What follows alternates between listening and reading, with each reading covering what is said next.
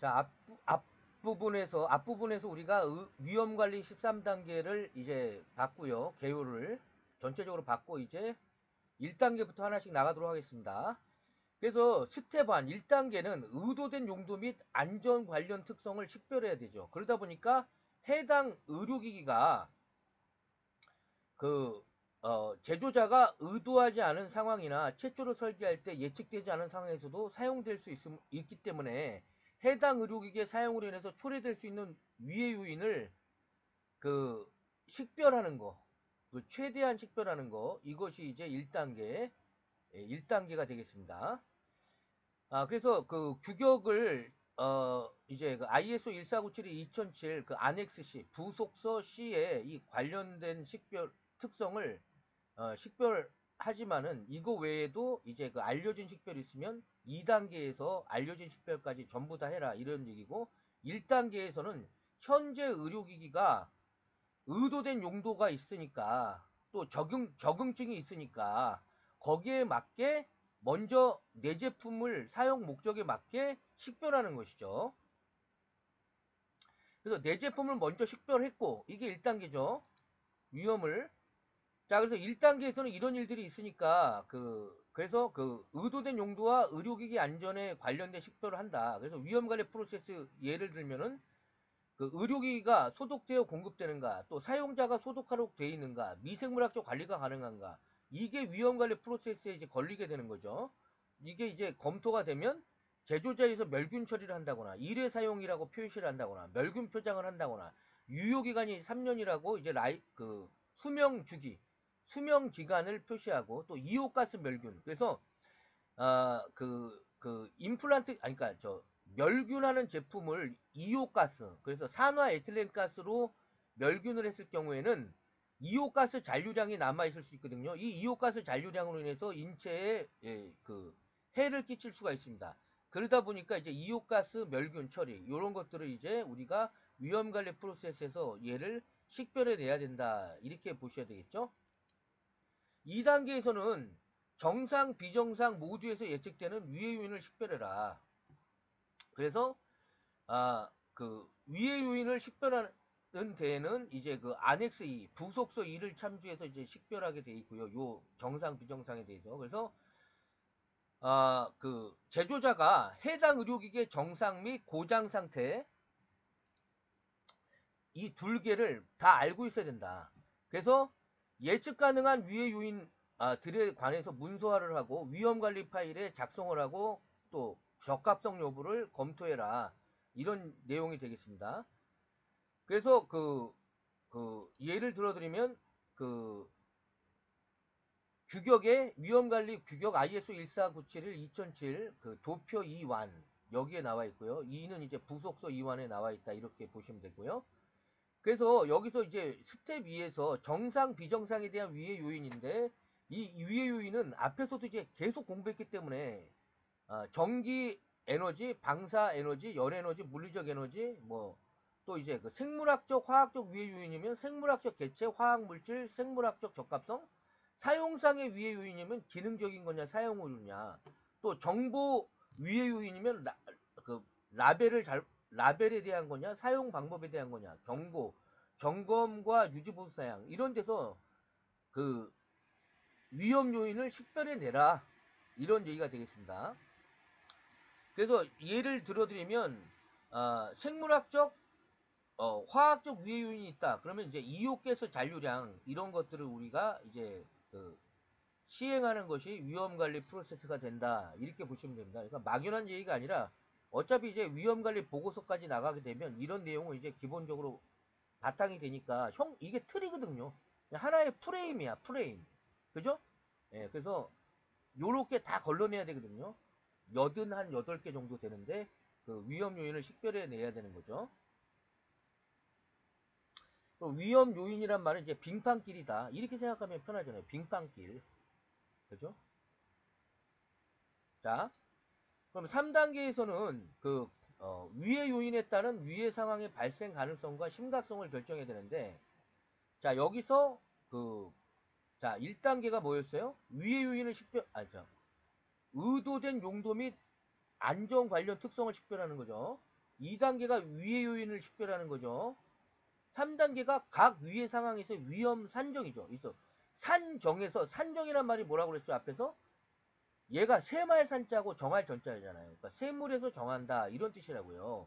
그러다 보니까 발생 가능성이 뭐 1, 2, 3, 4, 5단계, 심한 경우는 6단계도 할 수 있고요. 심각성도 1, 2, 3, 4, 5, 6. 이거는 이제 기업에서 결정할 일이고 하니까.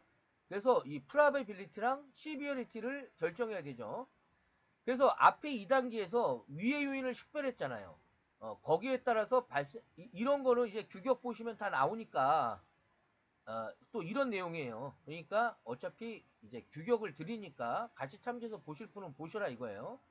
그래서 발생 가능성 수준과 발생치 심각성 수준을 부속서 D, 부속서 H도 있고 D도 있는데, 이제 그러니까 부속서 H가 체외 진단 의료기기에 대한 내용입니다. 아셨죠? 그리고 발생 가능성 수준과 발생시 심각성 수준은 안엑스 D에 나와 있어요. 그래서 위험 차트와 위험 매트릭스를 이제 작성하게 된다, 이런 말이죠. 그래서 스텝 3에서 위의 상황. 그래서 위의 상황은 그 빙판길에서 미끄러진 거죠. 이건 넘어진 겁니다. 그러니까 위의 상황은 빙판길에서 넘어진 거죠. 그래서 위의 상황을 초래할 수 있는 합리적으로 예측 가능한 일련의 사건 혹은 조합들이 고려되고, 초래된 위의 상황도 기록해야 된다. 사실 이거 앞에서 똑같은 문장이 또 있었죠. 다 보고 이제 왔으니까 좀 빨리 나갈 수도 있겠지만, 그래도 하여튼 좀 이렇게 보시면 되겠다, 이런 얘기입니다. 그래서 여기가 발생 가능성, probability고요. 그러면 이제 발생 가능성과 영향도에 대해서, 얘는 발생 가능성과 영향도 모두가 낮은 단계, D단계가 되고, 그 다음에 이 발생 가능성은 낮지만 영향은 높은 단계가 C단계.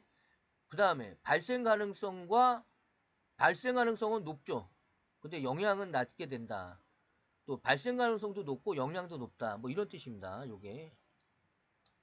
자, 그래서 사례를 보여드리면, 위험 산정에서 이제 각 위험 상황에서의 위험 산정. 그래서 위험관리 프로세스를 절차에서 위의 상황을 딱 봤더니 해저더스 시츄에이션이 뭐예요? 그러니까 빙판길에서 미끄러져서 넘어졌다, 이런 얘기죠. 그럼 위의 상황은 뭐죠? 과도한 포장으로 이온가스가 배기가 안 된 상태, 즉 잔류량이 있는 상태에서 사람 몸에 이식이 되면 문제가 생기게 되죠. 또 이제 멀균 포장의 간소화로 유효성을 보장하기가 어렵게 됐다. 그럼 이런 것들을 어떻게 할 거냐? 그럼 이거 위의 상황으로 인해서 드디어 뭐가 돼요? 함이 일어났죠. 함은 물리적, 재산적, 신체상의 뼈가 부러진 거죠, 한마디로. 위에는 뼈가 부러진 거라고 생각하시면 돼요. 그래서 피부 자극, 조직 손상, 혈액 용혈 현상이 일어났죠. 그래서 용혈이라는 말은 적혈구에 세포막이 터져서 그 적혈구 안에 있는 물질이 밖으로 나오는 게 용혈이에요. 헤몰리시스인데, 하여튼 이러한 현상이 일어나면 인체에 이상이 생긴 거잖아요. 지금 이온가스나 이런 걸로 인해서 멸균이 제대로 안 됐으니까. 그러면 얘에 대해서 위험 산정이잖아요. 산정. 그래서 세물에서 정한다, 이런 뜻이라고. 그러니까 숫자로 표현된다. 그러면 발생 가능성 probability가 가끔 일어나면 3, 뭐 아예 안 일어나면 0, 뭐 조금 일어나면 1, 막 이런 식으로. 덜어 일어나면 2, 아니 그러니까 가끔 일어나면 3, 가능성이 있으면 4, 뭐 이런 식으로 쭉 나간다 이거죠. 그리고 심각성 수준도 시비어리티도 이게 발생되면 위독해지죠. 위독하니까 4로 잡자, 뭐 이렇게. 이해가셨죠? 요렇게 해가지고 그래서 이 부속서 D를 보면 과학적 근거 또는 생산 후 정보를 이용해서, 그러니까 PMS를 해서 발생 가능성과 심각성 수준을 회사가 알아서 결정해라, 이렇게 돼 있어요. 그래서 쭉 공부는 이렇게 하는데, 그러면 이제 여러분들이 뭐 이제 체지방 분석기, 그러니까 체지방 체질량 분석기를 만드는 회사다. 체질량 측정기를 만드는 회사다. 그럼 나는 뭘 적용해야 되죠? 그러면 그 식약처에서 위험관리 계획서, 위험관리 보고서를, 사례를 이미 배포를 했죠. 그러니까 그걸 보시고 전자의료기기면서 위험도가 낮은 2등급이니까 나는 요 항목을 참고해서 하면 되겠다, 이렇게 참고를 하시면서 하시면 더 편해요. 그러나 규격을 알고 계셔야 되는 거죠. 왜 이렇게 했냐? 그 근거는 규격에 있기 때문에 그걸 반드시 알고 따라 하셔라 이거예요. 무조건 따라 하지 마시고 규격을 알고 이게 공부를 하니까. 자, 그래서 이오가스는 이런 위험성들이 있어요. 국제암 연구기구에서 인체 발암성 물질로 그 산화 에틸렌 가스를 우리가 멸균할 때 쓰지만은 이 이오가스로 인해서 신경계 독성 일어날 수 있고 요런 증상이 일어납니다. 피부 독성도 발생될 수 있어서 요런 증상이고요. 기타 독성에서 이런 게 나올 수 있기 때문에 이오가스 잔류량에 대해서는 반드시 밸리데이션을 해야 됩니다. 베리피케이션, 밸리데이션 해야 되죠. 그쪽 밸리데이션을 합니다. 자, 그 다음에 4단계는 이제 위험을 평가해야 되죠. 그래서 위험 산정은 이렇게 그 숫자로 나타난다. 이게 산정이다. 이렇게 생각하시면 편하다 이 얘기예요. 그래서 새말산 정할정. 그래서 과학적 근거 또는 생산후 정보를 이용해서 이 발생 가능성과 심각성 수준을 세물해라. 세물해라. 이런 뜻이라고요. 그래서 위험을 이제 평가할 수 있게 되는 거죠. 그래서 위의 요인, 즉 빙판길이 위의 요인이잖아요. 그래서 위의 요인에 따른 위의 상황, 즉 빙판길에서 넘어진 거죠. 이거가 발생 가능성과 심각성이 결정을 하는 거죠. 그래서 위험관리 계획서에서 정해진 위험 허용 기준에 따라서 평가해서 위험 감소가 필요한지를 결정해야 된다. 그리고 이건 규격을 역을 보면 된다. 그리고 위험 평가 결과는 위험관리 파일에 기록해라. 그러면 위험평가, 이 스텝 4, 리스크 이밸류에이션은 우리가 앞에서 이제 1단계, 2단계, 3단계 쭉 오면서 이제 식별된 각 위의 상황에 대해서 제조자가 위험관리 계획에 정의된 기준을 사용해서 위험 감소가 필요한지를 결정하는 거죠. 자, 그래서 위험관리 파일에 기록하고 이 준수 여부, 즉 적합성 평가는 적합성 여부는 이제 적합한지 아닌지는 위험관리 파일을 검사해서 점검을 해라. 이런 말이죠. 그래서 위험 평가를 이제 하게 되는데 위험 평가 결과 위험 감소가 불필요한 경우에는 이 규격을 보면 여기는 적용하지 않고 6.7로 바로 가라. 그래서 아까 그 플로우 차트 있죠? 그거 참고해서 보시면 되고요. 13단계. 그래서 위험 감소, 위험 평가를 했으면 이후에 또 위험 감소를 위한 통제, 위험을 줄이기 위한 통제 활동을 해라. 이런 얘기가 되겠습니다. 그래서 위험을 감소시키는데 요구되는 위험 통제의 대안 분석에서부터 위험 통제의 완료, 이런 것들을 이렇게 규격을 따라서 이렇게 쭉 나갈 수가 있게 된다. 이런 얘기가 되겠습니다. 그래서 위험 평가의 사례는 말 그대로 위험 평가 리스크 이밸류에이션은 발생 가능성과 심각성을 곱하면 16이 되는 거죠. 이건 이제 위험 평가가 되는 거고요. 그래서 발생 가능성이 4고 심각성이 4고 발생 가능성이 3이고 심각성은 4고 이렇게 숫자로 결정하는 것은 위험 산정이라고 그랬고요. 위험이 산정됐으니까 위험 평가를 해야 되는 거죠. 예. 그래서 4 곱하기 4면 16이고 3 곱하기 4니까 12가 된다. 이런 얘기예요. 자, 그러면 여기서 10이나 16은 높잖아요. 최소한 5단계로 따지면 5, 25, 25까지 간다. 그러면 25일 때는 5 이하로 낮춰야 되잖아요. 위험 수준을 5 이하로 낮춰야 되다 보니까 위험 수용 여부를 판단해서 그 위험 감소의 필요성 여부를 판단해서 위험 감소 조치를 취해라. 요게 이제 안엑스 C의 내용이 되고요. 그래서 위험 평가 매트릭스를 보면 돼요. 제가 방금 막 이거 4 곱하기 4, 3 곱하기 4 막 이런 얘기하니까 갑자기 뭔 말이야 그러셨는데 이제 이걸 보면 한 방에 끝나죠. 그래서 위험 평가 이 매트릭스를 이용해서 위의 평가 수준은 무시 가능하면 1점, 작으면 2, 심각하면 3, 위독하면 4, 비극적이면 사망에 이른 거죠. 그죠? 그러니까 빙판길에서 넘어졌는데 사망한 거예요. 그러면 5가 되겠죠. 그러면 얘는 그 정성적인 방법입니다. 정성적. 그래서 무시 가능하고 작은 1, 2, 3, 4, 5 요렇게 분류를 해서 시비어리티, 심각성 수준을 결정하게 되고요. 그 다음에 발생 가능성 수준은 입습 전혀 일어나지 않을 것 같다. 그럼 10의 마이너스 6승 정도. 그러면 1점이 되고 드물게 일어나면 2점이 되고 가끔 일어나면 3점이 되고 이거 프라버빌리티이기 때문에 확률이죠. 그러니까 어차피 여기 이렇게 10의 마이너스 4승에서 10의 마이너스 5승 이렇게 있으니까 그 가능성이 있으면 4. 자주 일어나면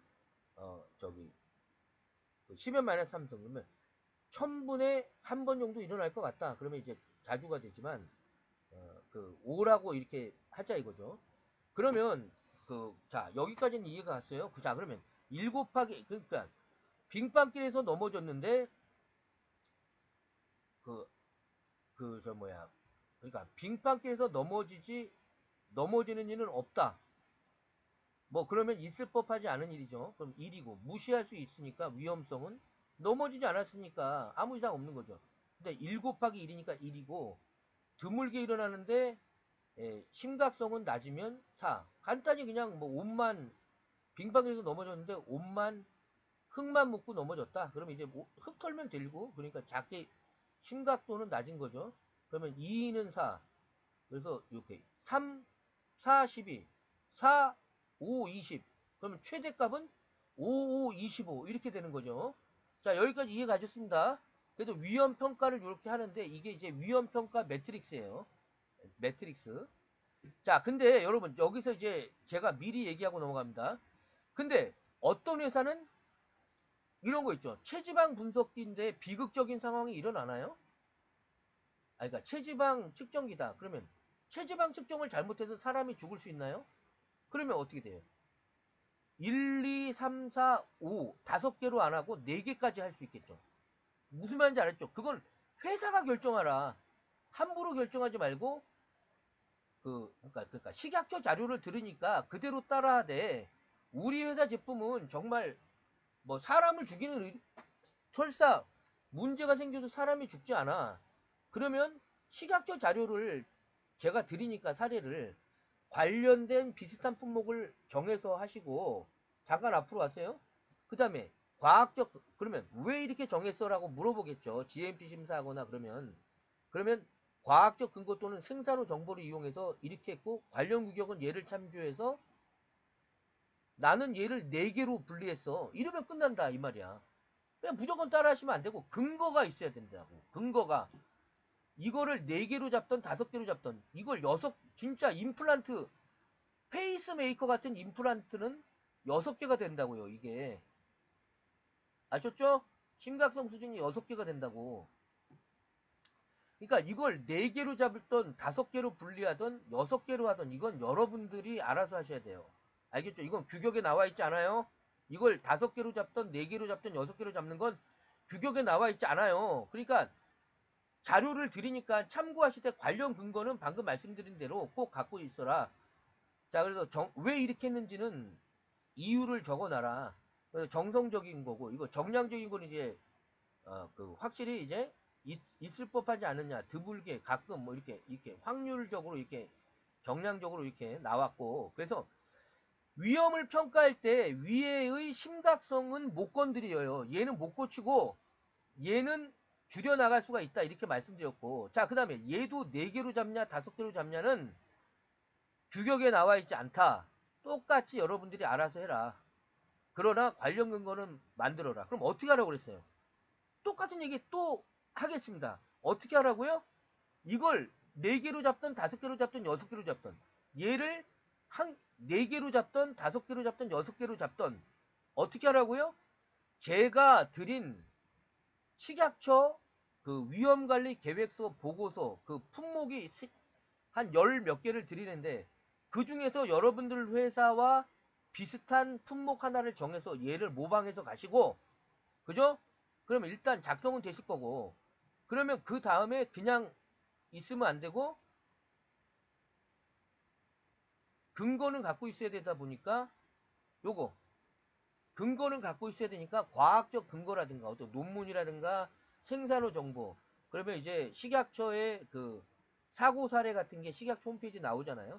그럼 그런 거를 참조해서 발생 가능성과 심각성 수준을 결정했더니 실제적으로 발생 가능성이 낮아서 4단계로 했다거나 심각하지 않아서 4단계로 했다거나 이런 식으로 근거를 갖고 있어야 된다. 이 얘기예요. 알겠죠? 그러니까 내 맘대로 체질량 측정기가 위험해봐야 얼마나 위험해. 그래서 단순한 제품이라서 그 심각선은 4단계로 했어. 이러지 마시고 뭔가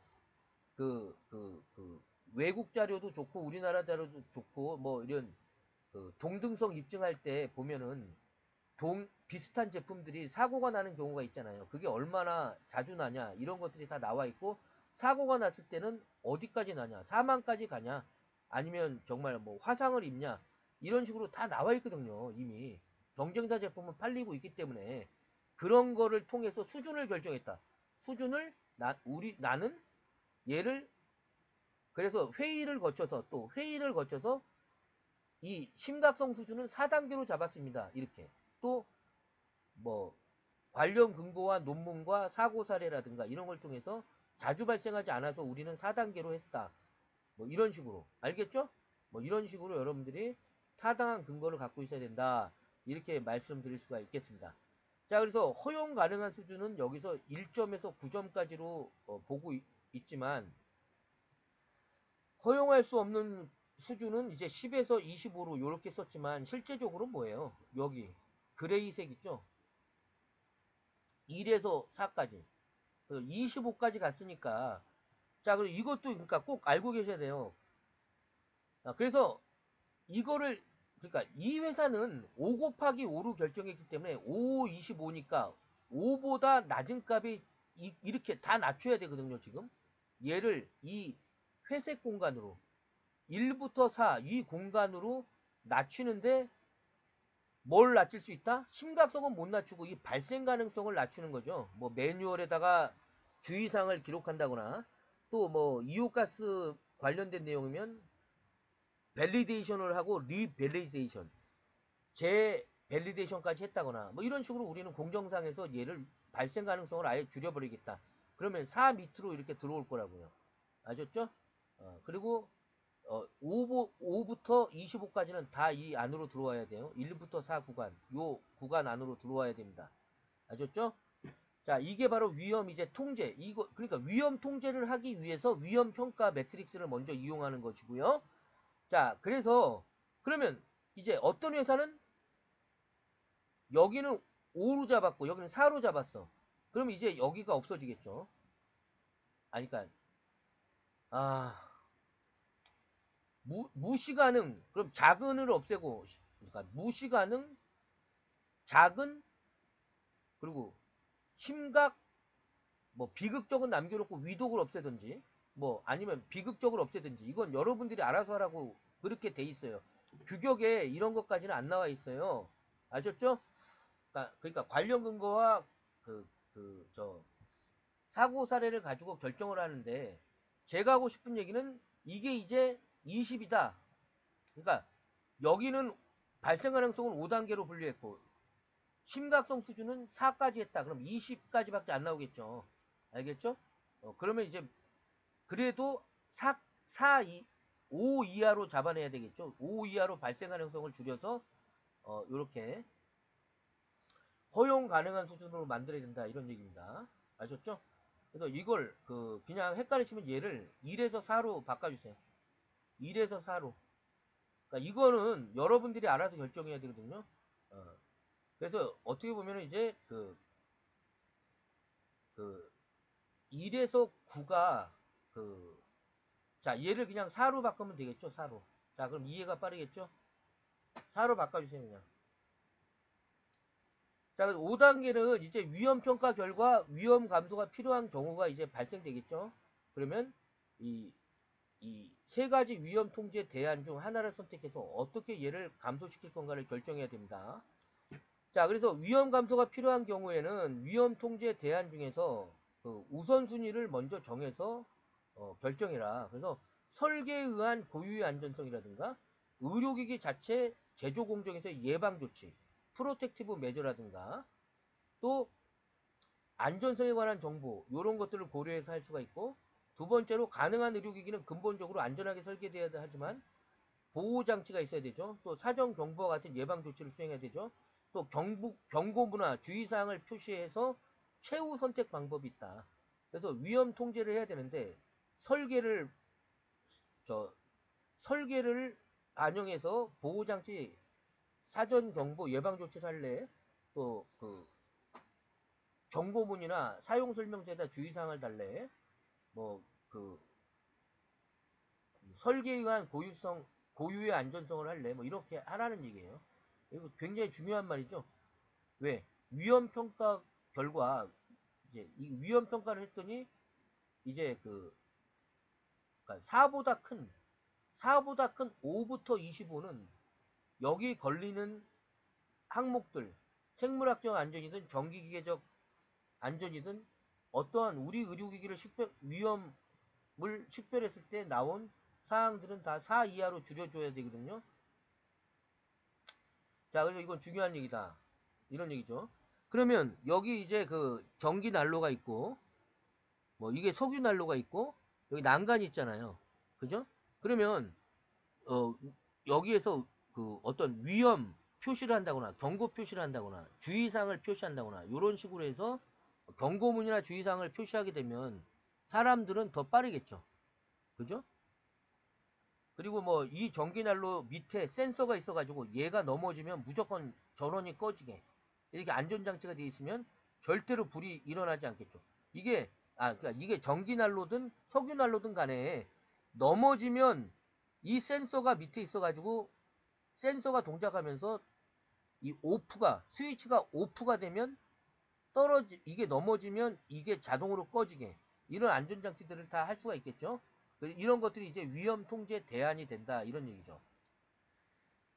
자, 그래서 제조자가 이 위험이란 말은 무슨 뜻이에요? 말이 위험이지 리스크라는 말은 발생 가능성과 심각성 두 개를 합친 말이잖아요.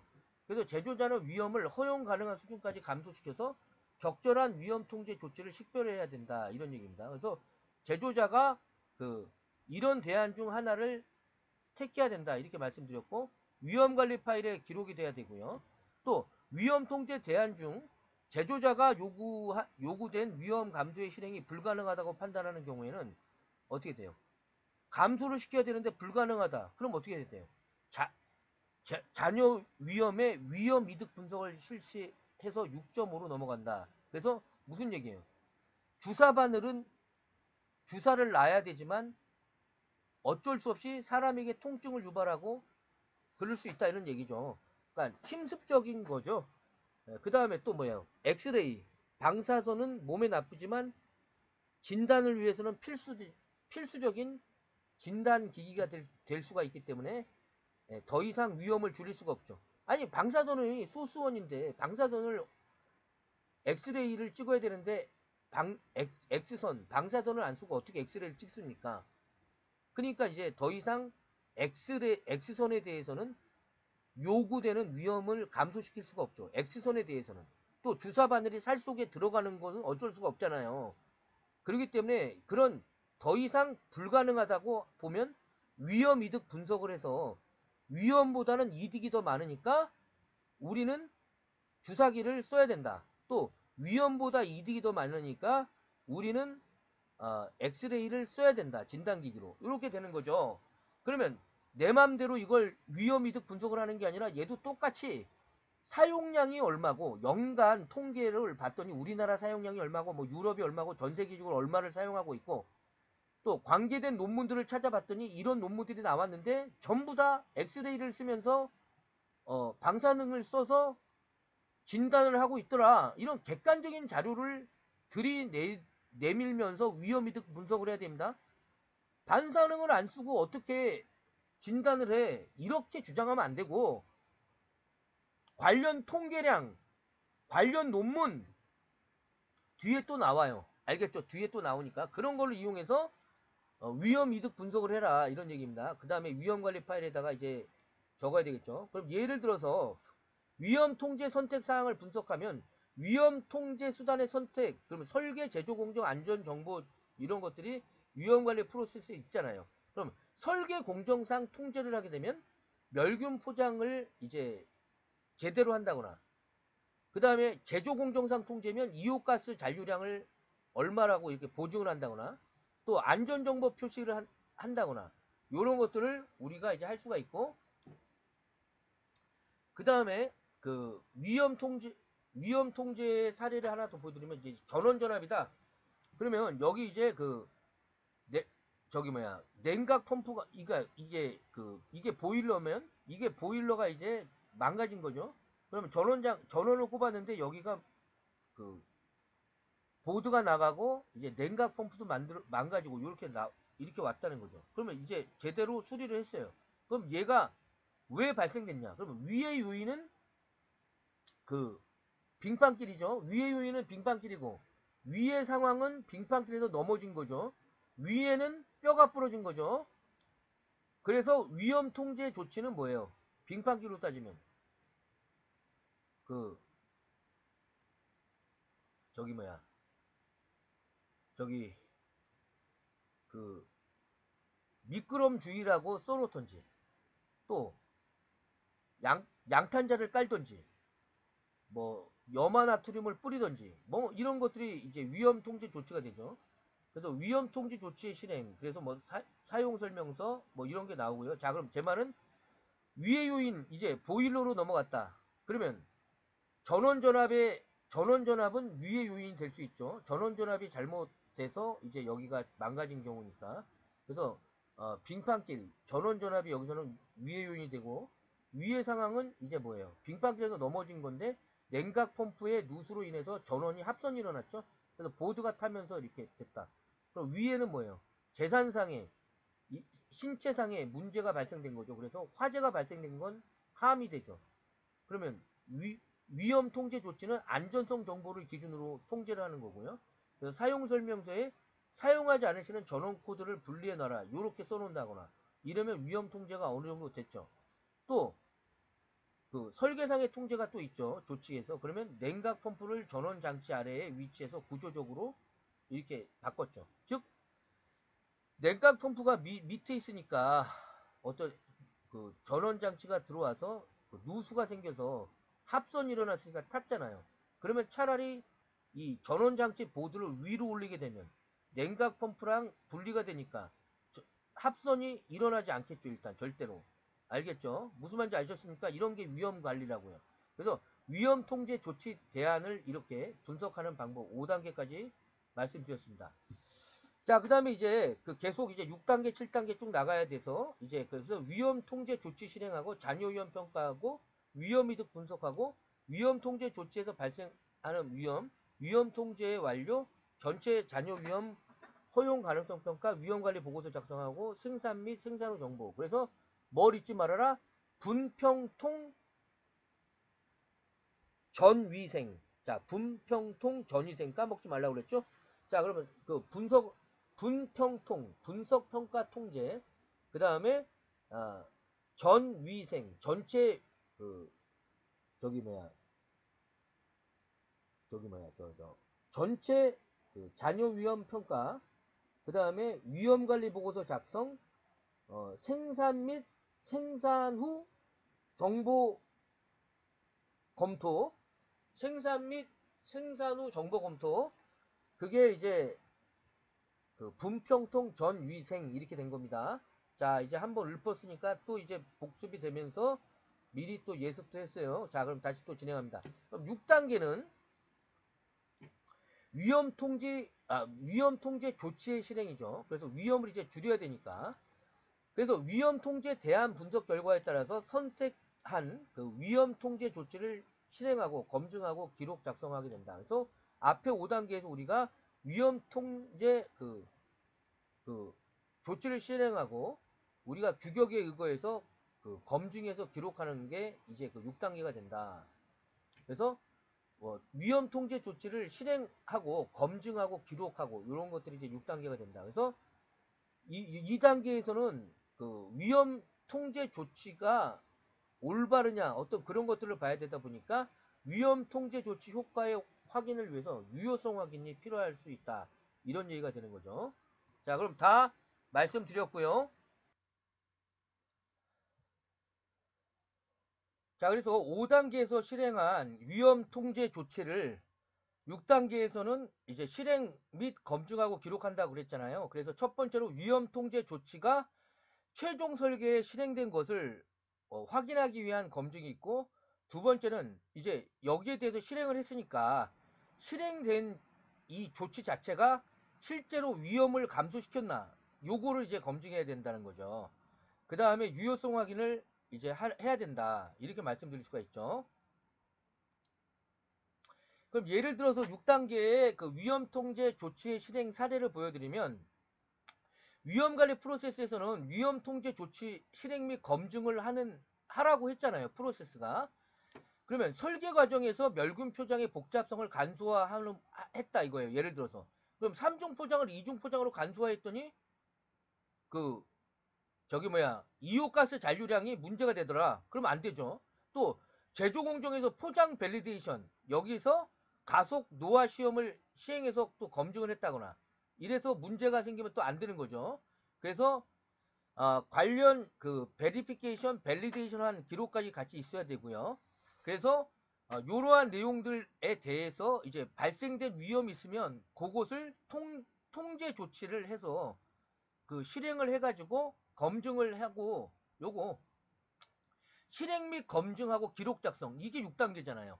실행, 검증, 기록 작성 요렇게 해라, 이런 내용이 됩니다. 자, 7단계는 위험 통제 조치 실행 후 남아있는 잔여 위험이 있냐. 즉 무슨 얘기예요? 위험 통제를 했는데 분평통이잖아요. 분석 평가 통제를 했는데, 그래서 위험을 줄여 나갔는데, 이 위험을 줄이는 통제 조치 이후에도 남아있는 잔여 위험이 있나, 이걸 보는 것이 이제 7단계가 되는 거죠. 그래서 위험 통제 이후에 남아있는 이 잔여 위험을 남아있나를 검증해야 된다, 이겁니다. 그래서 위험관리 계획서에 아까 그 5 곱하기 5 매트릭스를 여기서는 보여드렸고, 그게 4 곱하기 5던 4 곱하기 4던 위험관리 계획서에 그것을 어떻게 하겠다는 그 위험평가 매트릭스가 들어가는데, 그 설정한 기준보다 낮지 않으면 추가적인 위험통제 조치를 반복 수행해서 위험관리 계획에 수립한 허용 가능한 수준으로 감소될 때까지. 앞으로 가겠습니다. 다시.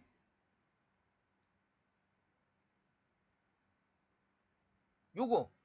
그래서 허용 가능한 그 위험 수준이라는 것은 1에서 4, 이 회색 단계잖아요. 요 회색. 요거 니은자.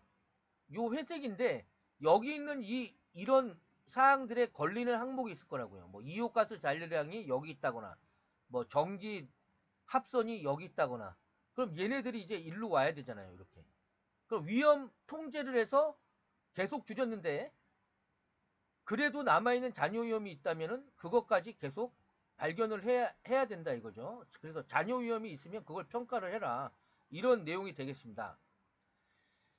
자, 이건 다 똑같은 내용이고요. 그래서 실행 사례를 보여드리면, 잔여 위험 평가는 위험 통제 조치를 통해 남아있는, 즉 위험 통제를 했음에도 불구하고 남아있는 잔여 위험이 있으면 얘도 똑같이 발생 가능성 수준에서 뭐 드물게 일어나거나 가끔 일어나거나 뭐 위독하거나 이런 것들이 그대로 남아있는 거죠. 아까 그 매트릭스가.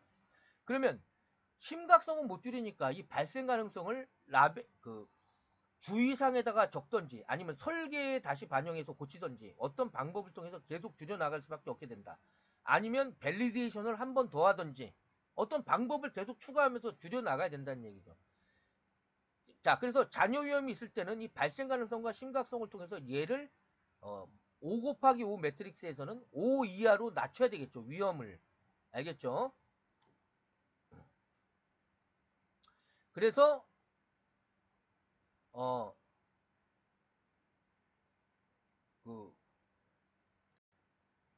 발생 가능성이 추가적인 조치로 단계를 계속 이제 감소시킬 수 있다, 이런 걸 말씀드리는 거고요. 이거는 그냥 참고인데 지금 위험이 2다. 그러니까 1 곱하기 2니까 2가 된다. 그래서 가능성은 1, 심각성은 2. 그리고 그 빨간색이 있는 걸 개선해서, 그러니까 지금 요거랑 연관시켜서 보지 마시고 얘만. 그럼 3 곱하기 3이니까 9잖아요. 그러니까 얘는 허용 가능한 범위까지 들어온 사례고, 얘는 아직도 못 들어왔죠. 사실 5 곱하기 5 매트릭스에서 최대값이 5, 25인데 5 이하로 낮추겠다라고 했으면 9는 아직도 그레이 색깔로 더 넘어와야 되잖아요. 그죠? 그런 상태다, 이런 얘기죠. 그러니까 추가적인 조치가 계속 필요하다, 이걸 말하고 있는 것이고요. 자, 그럼 8단계는 의료이득이 잔여위험을 초과하는지 비교 분석을 통해서 수행해라. 그래서 의료이득이 잔여위험을 초과하지 못하는 경우 위험이 이제 허용될 수가 없죠. 그리고 그러니까 잔여위험이 더 이상 없으니까 그 다음에 의료이득이 잔여위험을 초과하는 경우에만 이제 그 9단계로 넘어가라. 이런 내용이 됩니다. 그래서 이득이 잔여위험을 초과하는지 비교 분석을 이제 수행하는 게 이제 8단계가 되는 것이고요. 그래서 이때 이제 그 관련 정보하고 문헌 이런 것들을 통해서 그 검토를 계속 해 나가야 된다. 그래서 위험 이득 분석은 계속 말씀드렸지만 뭐 주사침이 침습적으로 사람 몸에 들어오고 방사선을 이용해서 진단을 해야 되고 이런 것들은 이제 아무리 해도 줄일 수가 없는 거니까 위험 이득 분석을 통해서 이제 그 잔여 위험을 초과하는지 이런 것들을 비교 분석을 해라 이런 얘기가 됩니다. 그래서 위험관리 계획서에 수립된 기준에 따라 잔여 위험이 허용될 수 없는 것으로 판정되고 더 이상 위험 통제가 비현실적으로 된다. 그러니까 할 수 없다. 이렇게 되면 제조자는 의도된 용도에 따라서 의료이득이 잔여 위험을 초과하는지, 그죠? 그러니까 이득이 더 큰지 위험이 더 큰지 위험 이득 분석을 해라.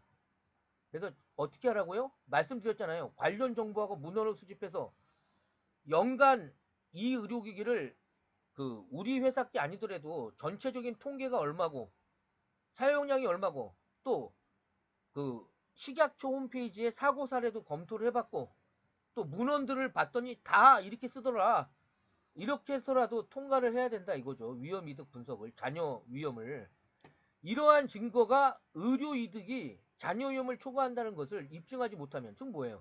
이득이 위험보다 더 커야 된다 이 얘기잖아요. 이걸 못하면 위험은 여전히 허용할 수 없는 것으로 남으니까 얘를 위험 통제를 통해서 계속 줄여나가야 된다고요. 이게 이제 스텝 9랑 스텝 9로 이제 들어갑니다. 위험 통제 조치에서 발생하는 위험으로. 자, 근데 대부분은 어때요? 이득이 위험을 초과하는 것으로 증명이 되겠죠. 그래서 제조자는 잔여 위험을 공개에 필요한 안전성 정보 중 이미 공개된 안전성 정보가 다 있거든요. 식약처 홈페이지에 들어가거나 다 나옵니다. 그럼 어떤 것을 제공할 것인지 결정해서 그 기준을 따라 가지고 평가 결과를 위험 관리에다가 적어서 위험 이득 분석을 해라. 이득이 위험보다 더 크다. 이런 걸 입증해라. 이런 얘기죠. 그래서 아무렇게나 위험 이득 분석을 하는 게 아니고요. 이거 기준이 있다. 아셨죠? 요런 기준을 통해서 위험 이득 분석을 해라. 그러면 이득, 베니핏을 산정할 때는 진료에서 사용될 때 기대되는 기능이 더 크다는 거나 방사선이라든가 방사선이라든가 주사침 같은 거 또 진료에서 사용할 때 이런 기능으로부터 기대되는 임상적 결과는 환자의 치료죠. 진단이죠. 또 다른 치료 대안의 위험과 이득에 대한 관련 요소들을 봤더니 아직까지 스테이트 오브 아트 최신 기술의 근거에서 봤더니 이거는 다 쓰고 있더라. 또 위험 이득을 판단하는 기준은 이런 기준입니다. 제품 특성 때문에 일반적 기준 및 지침이 없다거나 또 법률에 따른 안전성 요구사항이 준수가 돼야 된다거나 판단의 증명을 위한 임상조사가 요구될 때 이 판단 기준은 이렇게 하시고요. 비교 방법은 문헌으로 하든지 다른 회사 제품과 비교하든지 임상 자료들이 있거든요. 논문도 있고요. 임상 식약처 홈페이지에 들어가면 제품들이 어떻게 임상이 돼 있냐가 다 나오죠. 개요가. 그러면 임상 연구가 이렇게 됐다거나 또 사용자가 비교하도록 제품 라벨에 정보를 제공한다거나 이런 거를 통해서 위험이득 비교 방법을 취할 수가 있게 된다. 이런 말입니다. 아무렇게나 하는 게 아니라 이런 기준을 가지고 해라. 이런 얘기입니다. 내 맘대로 하는 게 아니라 이런 기준을 가지고 해라. 그러니까 이런 기록들이 다 있어야 된다. 이런 얘기죠. 그럼 예를 들어서 위험이득 분석의 예를 들어드리면 위험관리 프로세스 상에서 잔여 위험 평가가 7단계에서 실행됐고 잔여 위험이 아직도 있냐를 통해서 이제 위험 이득 분석을 하게 되는데 잔여 위험 평가 결과가 수용할 수 없는 경우 즉 의료 이득이 잔여 위험을 초과하는지 이 여부를 판단해야 되는 거죠. 대부분 다 여기 걸립니다. 그럼 어떻게 하라고요? 관련 정보와 문헌 정보, 막 말이 이거지. 식약처 홈페이지에 사고 난 사례가 있는지, 연간 뭐 이 의료기계 통계량이 얼마인지 이런 식으로 다 조사해서 하라고 그랬죠. 그래서 그런데 이제 여기서 문제가 있죠. 이렇게 했음에도 불구하고 아직도 잔여 위험 평가 결과가 수용할 수 없는 경우에는 스텝 9로 가라 이런 말이죠. 자, 그래서 임상 데이터에 대한 문헌 지침은 부속서 2에 여기 이거 14155-1 여기 나와 있는데 그냥 참고하시고 어차피 뭐 이런 참고하시면 돼요. 자, 그럼 9단계는 위험 통제 조치에서 발생하는 위험이 뭐냐? 그래서 9단계가 위험 통제 조치를 했는데 이 통제 조치로 인해서 기존의 위험 통제를 했던 항목들, 정기적인 거든 뭐 생물학적인 안전적인 거든 안전성이든 이런 것들이 새롭게 또 다른 위험이 발생하거나 증가하지 않냐. 요걸 한 번 더 검토하는 게 이제 9단계가 되겠습니다. 그래서 위험을 줄이기 위한 위험 통제 조치가 오히려 전혀 다른 위해 요인을 야기시키거나 다른 위험이 증가할 수 있다면 그거 반드시 검증해라. 이런 얘기입니다. 그래서 위험 통제를 했는데 이것이 그 기존의 위험 통제한 다른 요소들에게 위험을 더 시키지 않냐. 이거를 반드시 검토해서 검증해라. 이런 말이 되겠습니다. 그래서 검토사항은 새로운 위해 요인 또는 위해 상황이 발생되냐. 또 이전에 식별된 위해 요인들이 있었는데 얘를 분석, 평가, 통제했는데 이것이 서로 또 얽히고 설키고 그래서 위험이 증가하지 않았나. 이런 것들을 봐라 이런 얘기죠. 그래서 사례를 보여드리면 위험 통제 수단으로부터 발생하는 위험도 있을 수 있다는 거예요. 좋은 뜻에서 썼는데 좋은 뜻에서 위험 통제를 했는데 얘가 다른 위험을 발생시킬 수 있다는 거죠. 그럼 사례를 보여드리면 위험 통제 수단의 효과로 새롭게 발생한 위해 요인이 있을 수 있고 또 기존에 위험 통제를 했는데 그걸로 인해서 위험성이 증가될 수도 있다 이거죠. 그래서 설계상 포장 수준을 간소화했더니 제품 유효기간 동안에 멸균 상태의 유지가 안 되더라. 이럴 수 있겠죠. 즉 멸균을 3번 포장하는 방식을 썼는데 2번 포장하는 걸로 간소화시켰더니 얘가 유통상에 문제가 생겼다. 이러면 어때요? 문제가 생기는 거죠. 그럼 다시 2단계로 돌아가서 위험을 재산정해라. 이런 얘기가 되겠습니다. 그 다음에 추가적으로 발생하는 위해 요인이 없음. 요런 것까지 같이 판단해서 보시면 되겠다. 이런 얘기입니다. 그러니까 이 그림은 그러니까 기존에 항생제를 투여했죠. 그러면 약에 대해서는 위험 관리라든가 이런 모든 게 다 끝났지만 항생제로 인해서 슈퍼박테리아가 들어왔을 때는 항생제가 내성을 만들어서 슈퍼박테리아의 공격으로부터 방어가 안 될 수도 있다. 뭐 이러한 또 다른 문제가 발생되는 걸 얘기하는 겁니다. 자, 10단계는 식별된 모든 위험을 통제 완료했음을 보증해라. 그래서 모든 위해 상황에서 식별된 위해 요인의 위험이 통제 및 평가되어 있음을 확인하는 거고 복잡하게 얽힌 위험 분석에서 아무런 위해 요인도 남아있지 않다는 것을 보증해야 된다 이거죠. 그래서 위험 통제 완료 이 10단계에서는 예를 들어서 위험 통제가 완료됐다는 말은 위험 관리 프로세스 상에서 뭘 검토해야 돼요? 모든 식별된 위해 상황에서 나오는 위험들이 검토되었음을 보증해야 된다. 그래서 모든 식별된 위험 검토 완료, 이호가스 잔류량이라든가 포장 멸균 유효성 검토라든가 확인 이런 것들이 필요하다 이런 얘기죠. 그래서 이호가스 잔류량 포장이라든가 포장 밸리데이션을 통해서 관련 근거를 갖고 있어야 되고요. 자, 그러면 이제 스텝 11은 전체 잔여 위험 허용 가능성을 평가하는 거죠. 그래서 위험 통제가 완료가 됐죠. 10단계에서. 그러면 이제 전체적으로 또 잔여 위험이 있는가 한 번 더 평가해라. 이런 말입니다. 그래서 전체 잔여 위험 평가에 적용하기 위한 위험관리 분석 기법은 아까 앞에서 공부했던 위험관리 분석 기법은 7개잖아요. 알겠죠? 그렇지만 이제 여기서는 유사기기 비교, 뭐 사용 정보가 검토 이런 것까지 또 상충 내용 검토 이런 것까지 더 넣어놓은 거니까 이런 걸 이용해서 여러분들이 하시면 되고 자 그래서 이걸 해야 되는 이유가 첫 번째 줄에 나와 있죠. 예, 그러니까 개별 잔여 위험이 허용 가능하지만 전체 잔여 위험은 허용 기준을 넘어설 수도 있으니까 한 번 더 마지막으로 잔여 위험이 있는가를 봐라 이거죠. 예를 들어서 전체 잔여 위험이 허용 가능성을 평가하면 위험관리 프로세스에는 뭘 해야 되는 프로세스예요. 위험관리 계획에서 정해진 기준으로 전반적 잔여 위험이 허용 가능한지 여부를 결정해 줘야 되죠. 예, 요렇게 돼가지고 얘를 그 허용 가능한 위험으로 이제 그 억셉터블한 단계로 내려줘야 됩니다. 근데 자꾸 이제 저는 무슨 얘기예요? 저는 5, 25 매트릭스를 썼을 경우에는 5 이하로 낮춰야 된다 이런 얘기잖아요. 그러니까 여기서는 8이 나왔으니까 아직도 잔여 위험이 있을 수 있다 이런 말이죠. 그러니까 얘를 5 이하로 낮춰줘야 된다 이런 뜻이에요. 막 이런 거 막 보면은 왜 이런 게 써있지 막 이럴 수 있다고요. 의미가 좀 안 통할 것 같은데도 그러니까 아직도 낮춰줘야 되는 8이니까 5 이하로 낮춰줘야 되잖아요. 그러니까 아직도 낮춰줘야 되는 위험 요소가 있구나. 이게 이제 전체 잔여 위험 허용 가능성 평가가 된다. 이런 얘기입니다. 자, 그럼 여기까지 왔으면 이제 그 다음은 뭐가 돼요? 위험 분석, 분평통, 평가 통제 다 했죠. 그 다음에 전체 잔여 위험까지 끝났죠. 요거 10일. 그러면 이제 위험관리 보고서가 작성돼야 되죠.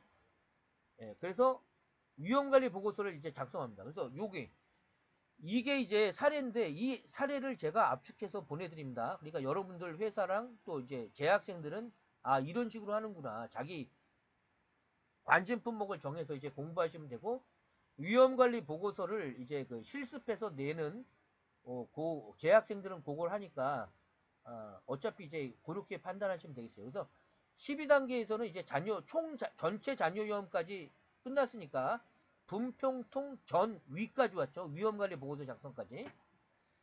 그래서 위험관리 보고서를 이제 작성해서 그동안 우리가 작성했던 위험관리 파일들을 모아서 이제 위험관리 보고서를 작성해라. 이런 말이 되겠습니다. 그래서 위험관리 보고서를 작성하면 전반적 위험관리 공정을 검토하게 되는 것이 위험관리 프로세스고요. 자, 그래서 위험관리 보고서 안에는 그 위험관리 계획서가 먼저 있어야 되고요. 전체 잔여 위험이 가능하다는 거 다 나타나야 되고요. 이제 위험관리 보고서는 다음 챕터에 나옵니다. 또 이제 관련 생산 및 생산 후 정보 요거는 이제 위험관리 보고서까지 작성되지만은 보고서 안에는 이 내용들이 좀 반영이 돼야 되고 얘는 GMP 단계에서 계속 순환해서 PMS, 포스트 마켓 서베일런스를 해야 된다고 그랬죠. 자, 그럼 이제 13단계가 생산 및 생산 후 정보를 수집해서 지속적인 위험관리 활동을 피드백하는 거. 이게 GMP 단계로 이제 넘어가는 거죠. 그래서 생산 및 생산 후 정보를 반영해서 주기적으로 계속 업데이트를 해 나가서 어떻게 되는 거예요? 식약처라든가 유럽이라든가 미국 FDA라든가 그런 홈페이지 사고 사례가 전파된 것들을 보면서 예를 들어서 우리 회사가 뭐 사지 압박 순환 장치를 하는 회사면 그 경쟁사가 되게 많습니다. 그러면 그런 것들에 대해서 사고가 난 사례가 있으면 우리 회사 제품도 날 수도 있죠. 안 날 수는 없죠. 그러니까 미리 위험관리에다 반영해서 그걸 설계에서부터 검토를 하든지 아니면 사용설명서에다가 적어서 피해가든지 아니면 뭐 문헌을 통해서 가든지 아니면 그 공정상에서 밸리데이션을 한 번 더 하든지 어떤 방법으로든 그 위험 요소를 줄여 나가야 된다 이런 얘기죠. 그래서 얘는 이제 이 PNP 그러니까 프로덕션 그러니까 생산 및 프로덕션 포스트 프로덕션 생산 및 생산 후 정보는 무한 반복성 폐회로예요. 그래서 계속 최소 1년에 한 번 이상 계속 사고 사례를 검토해서 위험 관리에다 반영해서 그걸 위험을 줄여나가야 된다. 이 얘기를 하는 거죠. 자, 그래서 13년 단계까지 이제 왔고요. 자, 그래서 여기는 이제 다 핵심 사항은 다 말씀드렸죠. 그래서 이제 뭐 운용자, 사용자, 측정 가능한 설치, 사용 및 유지 보수로부터 생성된 새로운 정보들이 있으면 계속 또 표준이 바뀔 수도 있죠. 표준이 바뀔 수도 있잖아요. 그러면 표준대로 이제 가야 되는 거죠. 그러면 예를 들어서 우리나라니까 ISO 14971 2007 버전을 쓰지만 유럽은 ISO 14971 2019 버전을 쓰잖아요. 유럽 수출할 때는 또 달라지잖아요. 표준이 틀리니까. 제 말 이해가 되셨죠? 자, 하여튼 그런 식으로 전체적으로 이해하시면 무난하다 이렇게 말씀드리고요. 자, 그래서 위의 상황에서 야기된 산정된 위험들이 더 이상 허용할 수 없는 것인지 이런 것들에 대해서 여기에 해당되는 사항이 뭐냐 거기에 대해서 계속 위험관리 활동을 통해서 영향평가를 해서 위험관리 프로세스의 입력 정보로 피드백을 계속 해줘라. 이게 생산 및 생산 후 정보죠. 그리고 잔여 위험이 아직도 이제 조사 어떤 사고 사례를 조사해 봤더니 우리 회사 제품에 잔여 위험이 아직도 있다. 그럼 계속 이걸 줄여나가야 되는 거죠. 자, 그 다음 그래서 이렇게 공개된 정보를 수집하고 검토해서 잔여 위험이 또 나왔다. 그러면 계속 줄여가라. 이런 내용이 그 포스트 마켓 서베일런스가 되겠습니다. 조사하는 거가 포스트 마켓 서베일런스죠. 그럼 예를 들어서 생산 및 생산 후 정보의 사례를 보여드리면 위험관리 프로세스 상에서 모니터링 활동을 통해 생산 및 생산 후 정보를 어떻게 해라? 알려지지 않은 위의 요인, 즉 잠재적인 것까지 계속 찾아내야 되고 위의 상황이 있으면 검토를 해야 되고 위의 상황에 따른 허용 여부를 또 재검토를 해서 계속 가야 된다. 이런 얘기가 되는 거죠. 그러면 미국의 경우 미국 사례를 하나 보여드리면 2005년에서 2010년까지 자동심장 충족기가 리콜이 됐어요. 그러면 이 리콜을 보니까 뭐예요?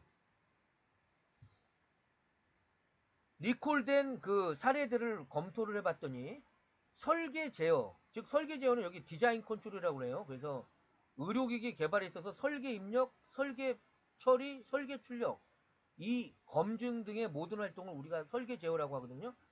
그래서 소프트웨어를 포함해서 설계가 잘못된 게 39%가 나왔더라 이거죠. 그죠? 그러다 보니까 이제 국제인증심사에서 설계 관리를 계속 강화해서 GMP 심사할 때 물어보는 거고요. 또 소프트웨어 밸리데이션이 또 탄생된 거고 이렇다는 얘기죠. 그 다음에 제조 공정 및 검증에서 잘못된 사례, 또 제조 이관에서 잘못된 사례, 또 부품이 불량해서 발생된 게 53%다. 그러면 자, 그럼 제 말 한번 잠깐 들어보세요. 이건 두 가지 관점에서 봐야 되고요. 이건 위험관리니까 위험관리 얘기부터 먼저 하겠습니다. 그러면 이러한 요인 때문에 심장 충격기가 리콜되어 있으니까 이러한 각각의 사례가 미국 FDA의 그 사고 사례로 다 나와 있겠죠. 그러면 이런 걸 통해서 부품 중에 심장 충격기인데 콘덴서가 자꾸 나가네 전원부가. 그러면 우리 회사 제품의 자동 심장 충격기의 그 전원부를 한 번 더 검토를 해볼 수가 있겠죠. 그럼 위험을 줄일 수가 있다는 얘기죠. 잠재된 위험이니까. 그죠? 이런 얘기입니다.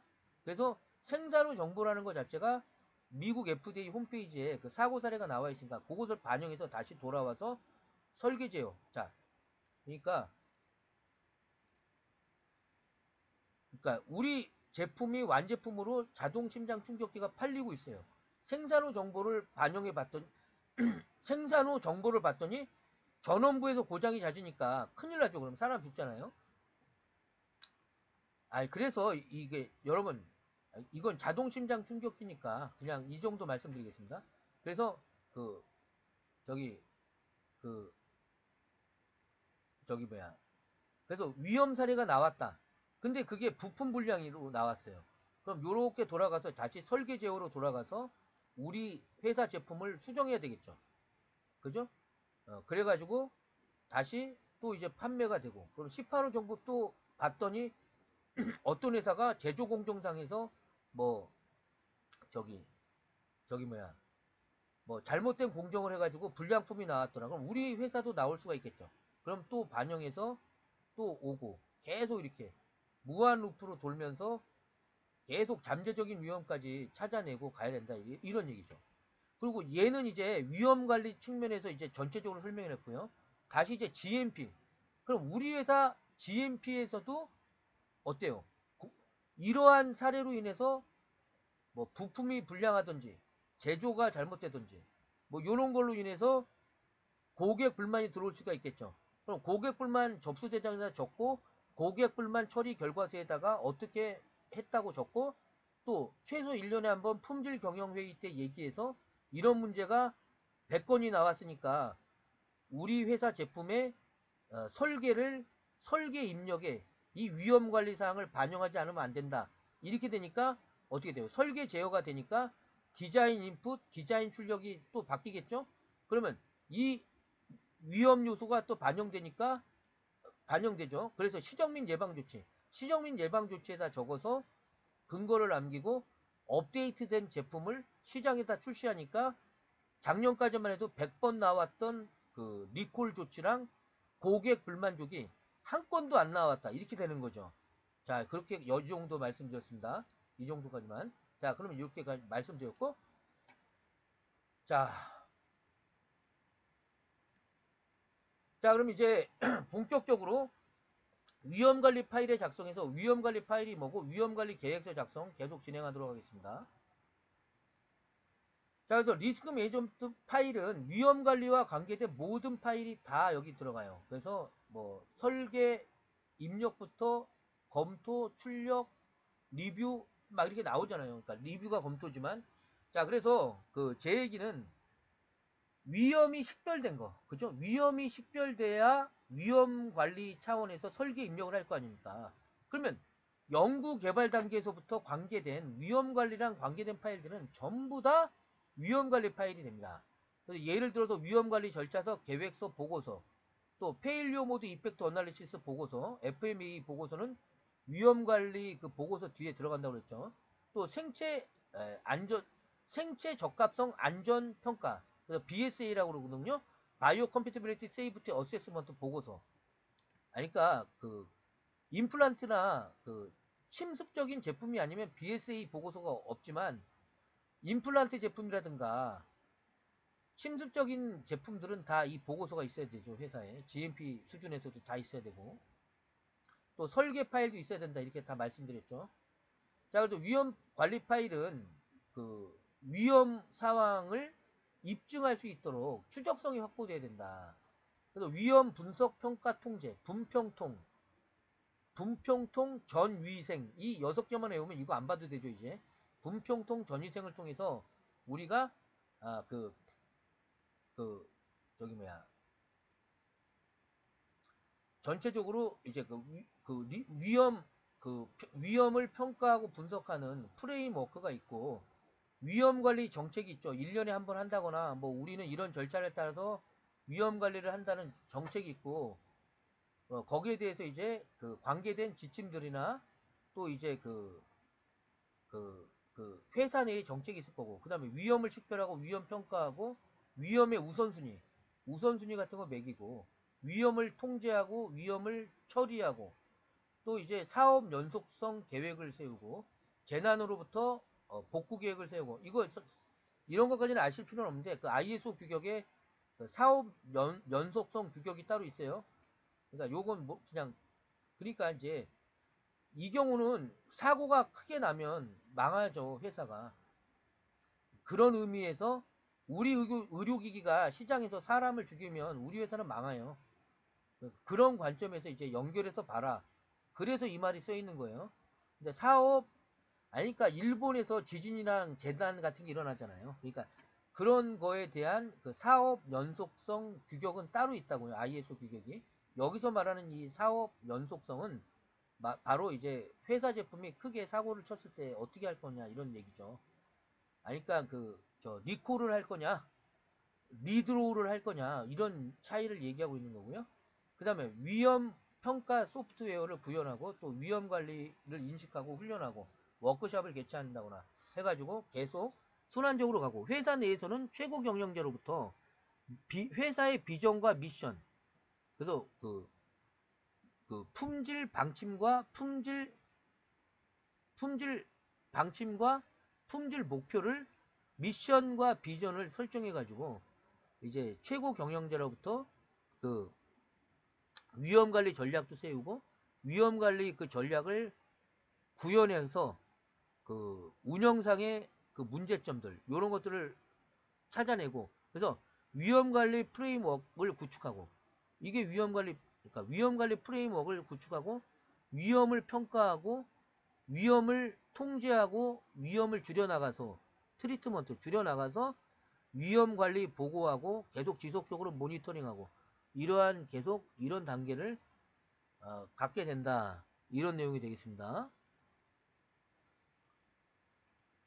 자, 그래서 위험관리 계획서에 포함되어야 되는 사항은요, 그 의료기기와 그 수명주기의 각 단계별을 식별하고 설명이 되어 있어야 되고, 누가 위험관리할 건지 책임과 권한 배정돼야 되고요. 위험관리 활동의 검토 요구 사항 들어가야 되고요. 또 위해의 발생 가능성이 산정, 즉 드물게 발생하냐, 뭐 자주 발생하냐, 이런 것들을 1, 2, 3, 4, 5 이렇게 할 수 없을 때, 숫자로 매칭할 수 없을 때 허용 가능한 위험을 결정하기 위해서 제조자의 정책, 이 팔러시잖아요. 이게 앞부분 다 나왔고요. 다만 한글로 정책이라고 써 있는 거죠. 그래서 회사 내에 그 위험관리 정책을 기반으로 해서 허용 위험에 대한 기준을 포함해서 허용 기준 마련하고요. 검증 활동해야 되죠. 또 그 생산 및 생산 후 정보의 수집과 검토에 대한 내용, 요것이 계획서에 어떻게 할 건가 들어가야 됩니다. 그래서 위험관리 계획서 작성 목차는 이렇게 되죠. 그래서 계획서 적용 범위, 용어 정의, 일반적인 제품 설명, 그 각 수명 주기 단계 식별하라고 그랬죠. 책임과 권한 얘기하라고 그랬죠. 또 위험관리 활동 검토 요구사항 정해야 된다고 그랬죠. 검증 활동해야 된다고 그랬죠. 위험 허용 기준 마련해야 된다고 그랬죠. 그 다음에 생산 후 정보 입수 방법을 어떻게 할 건지 요렇게 해야 된다고 그랬죠. 뭐 우리나라 식약처 홈페이지 어디를 보겠다던가 뭐 이런 식으로 다 써놔야 됩니다. 자, 그래서 이 계획서 사례가 이제 이런 식으로 됩니다. 그래서 어차피 제가 그 사례를 드리니까 그 크게 문제는 없을 것 같아요. 그래서 처음에 이렇게 시작하죠. 계획의 적용 범위. 그래서 본 위험관리 계획서는 제품, 뭐 그 저기 뭐야, 사자 압박 순환 장치로서 뭐 제작 생산에서 요구하는 법적 및 규격 요구 사항과 제품 설계 개발 단계에서 생산 및 생산 후 정보 관리까지의 위험 관리 계획에 대한 내용을 포함한다. 이렇게 딱 이렇게 적용 범위에 대한 구체적인 규정을 이렇게 해놓고요. 법적 요구 사항은 이런 걸 썼다. 규격 요구 사항은 이런 게 요구된다. 그럼 수출할 때는 ISO 14971 2019가 되겠죠. 그리고 ISO 13485 2016이 되겠죠. 아, 우리나라는 지금 2016이죠. 그러니까 얘도 2016으로 바꿔야 되죠. 얘는 우리나라는 2016으로 바뀌었죠. 그리고 생물학적 안전성은 뭐 10993 요걸 하면 되고, 규격 요구 사항은 이렇게 돼 있다. 그래서 라벨링이 EN980이고 포장 멸균 포장이 868-1이고 뭐 이런 식으로 이제 쓰는 거죠. 여러분 지금 이렇게 한 페이지씩 보지만 이게 그 위험관리 계획서의 순서대로 나오는 그 사례라고요. 다 사례. 자, 요거는 이제 다 아니까 그래서 얘만 수명주기만 말씀드리면, 최초 개발 단계에서 폐기 단계까지의 의료기기 수명의 모든 단계를 수명주기라고 한다. 자, 그 다음에 유표가 또 들어가야 되죠. 제품 설명. 그래서 의료기기를 식별하고 설명해야 되니까, 그럼 품목부는 주사기고, 품목은 주사기, 품목명 주사기 이렇게 되어 있습니다. 그래서 얘는 의료기기 품목 분류 및 등급에 관한 규정, 그 고시가 있거든요. 거기에 이렇게 나온 대로 써주시면 되는 거죠. 그래서 이렇게 다 써주면 되고, 그래서 일단은 기술 문서를 바탕으로 또, 그러니까 위험 관리지만 이 내용은 기술 문서에 있는 내용이잖아요. 그러니까 기술 문서가 그래서 중요해요. 기술 문서에 있는 내용이 발췌돼서 일로 들어오는 거니까.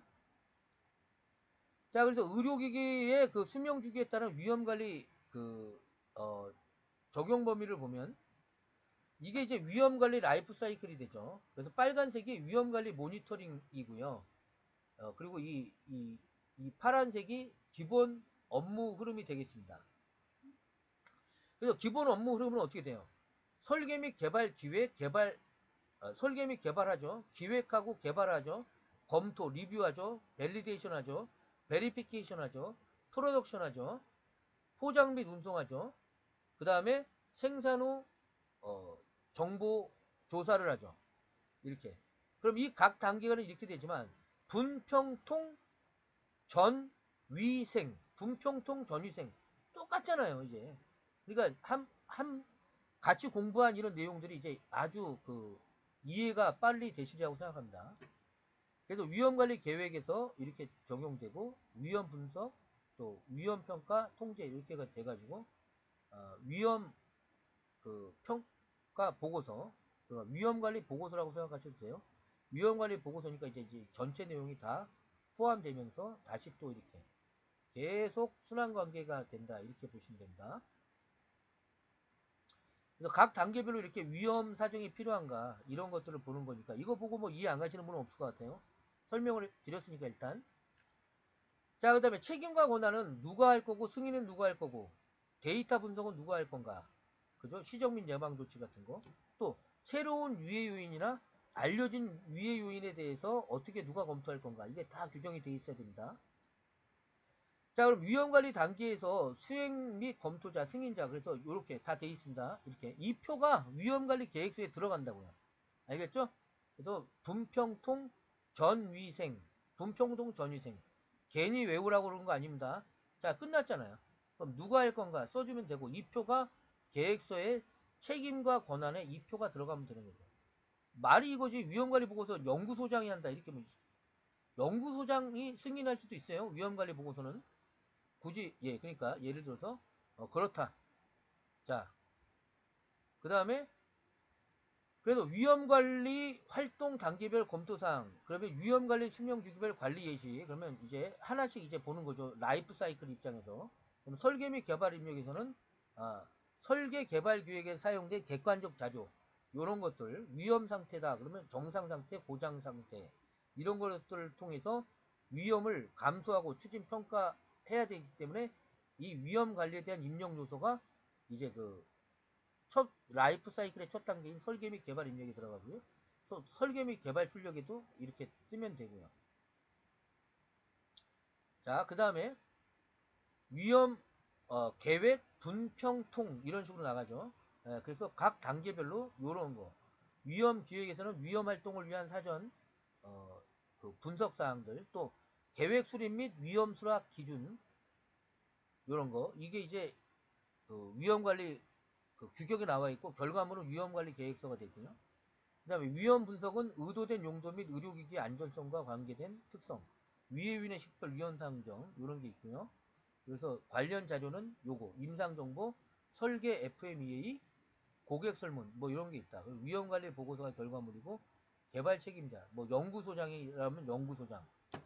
근데 이제 뭐 이렇게 되는 거고요. 위험 평가는 허용 가능성 판정을 하기 위해서 평가가 되는 거죠. 그러면 위험관리 계획서에 이게 써놨다. 이런 식으로. 그 다음에 분평통, 통으로 왔죠, 이제. 그럼 위험통제 수단 분석하고 위험통제 수단의 실행 검증. 이런 규격으로 했다. 그리고 위험관리 보고서 있고요.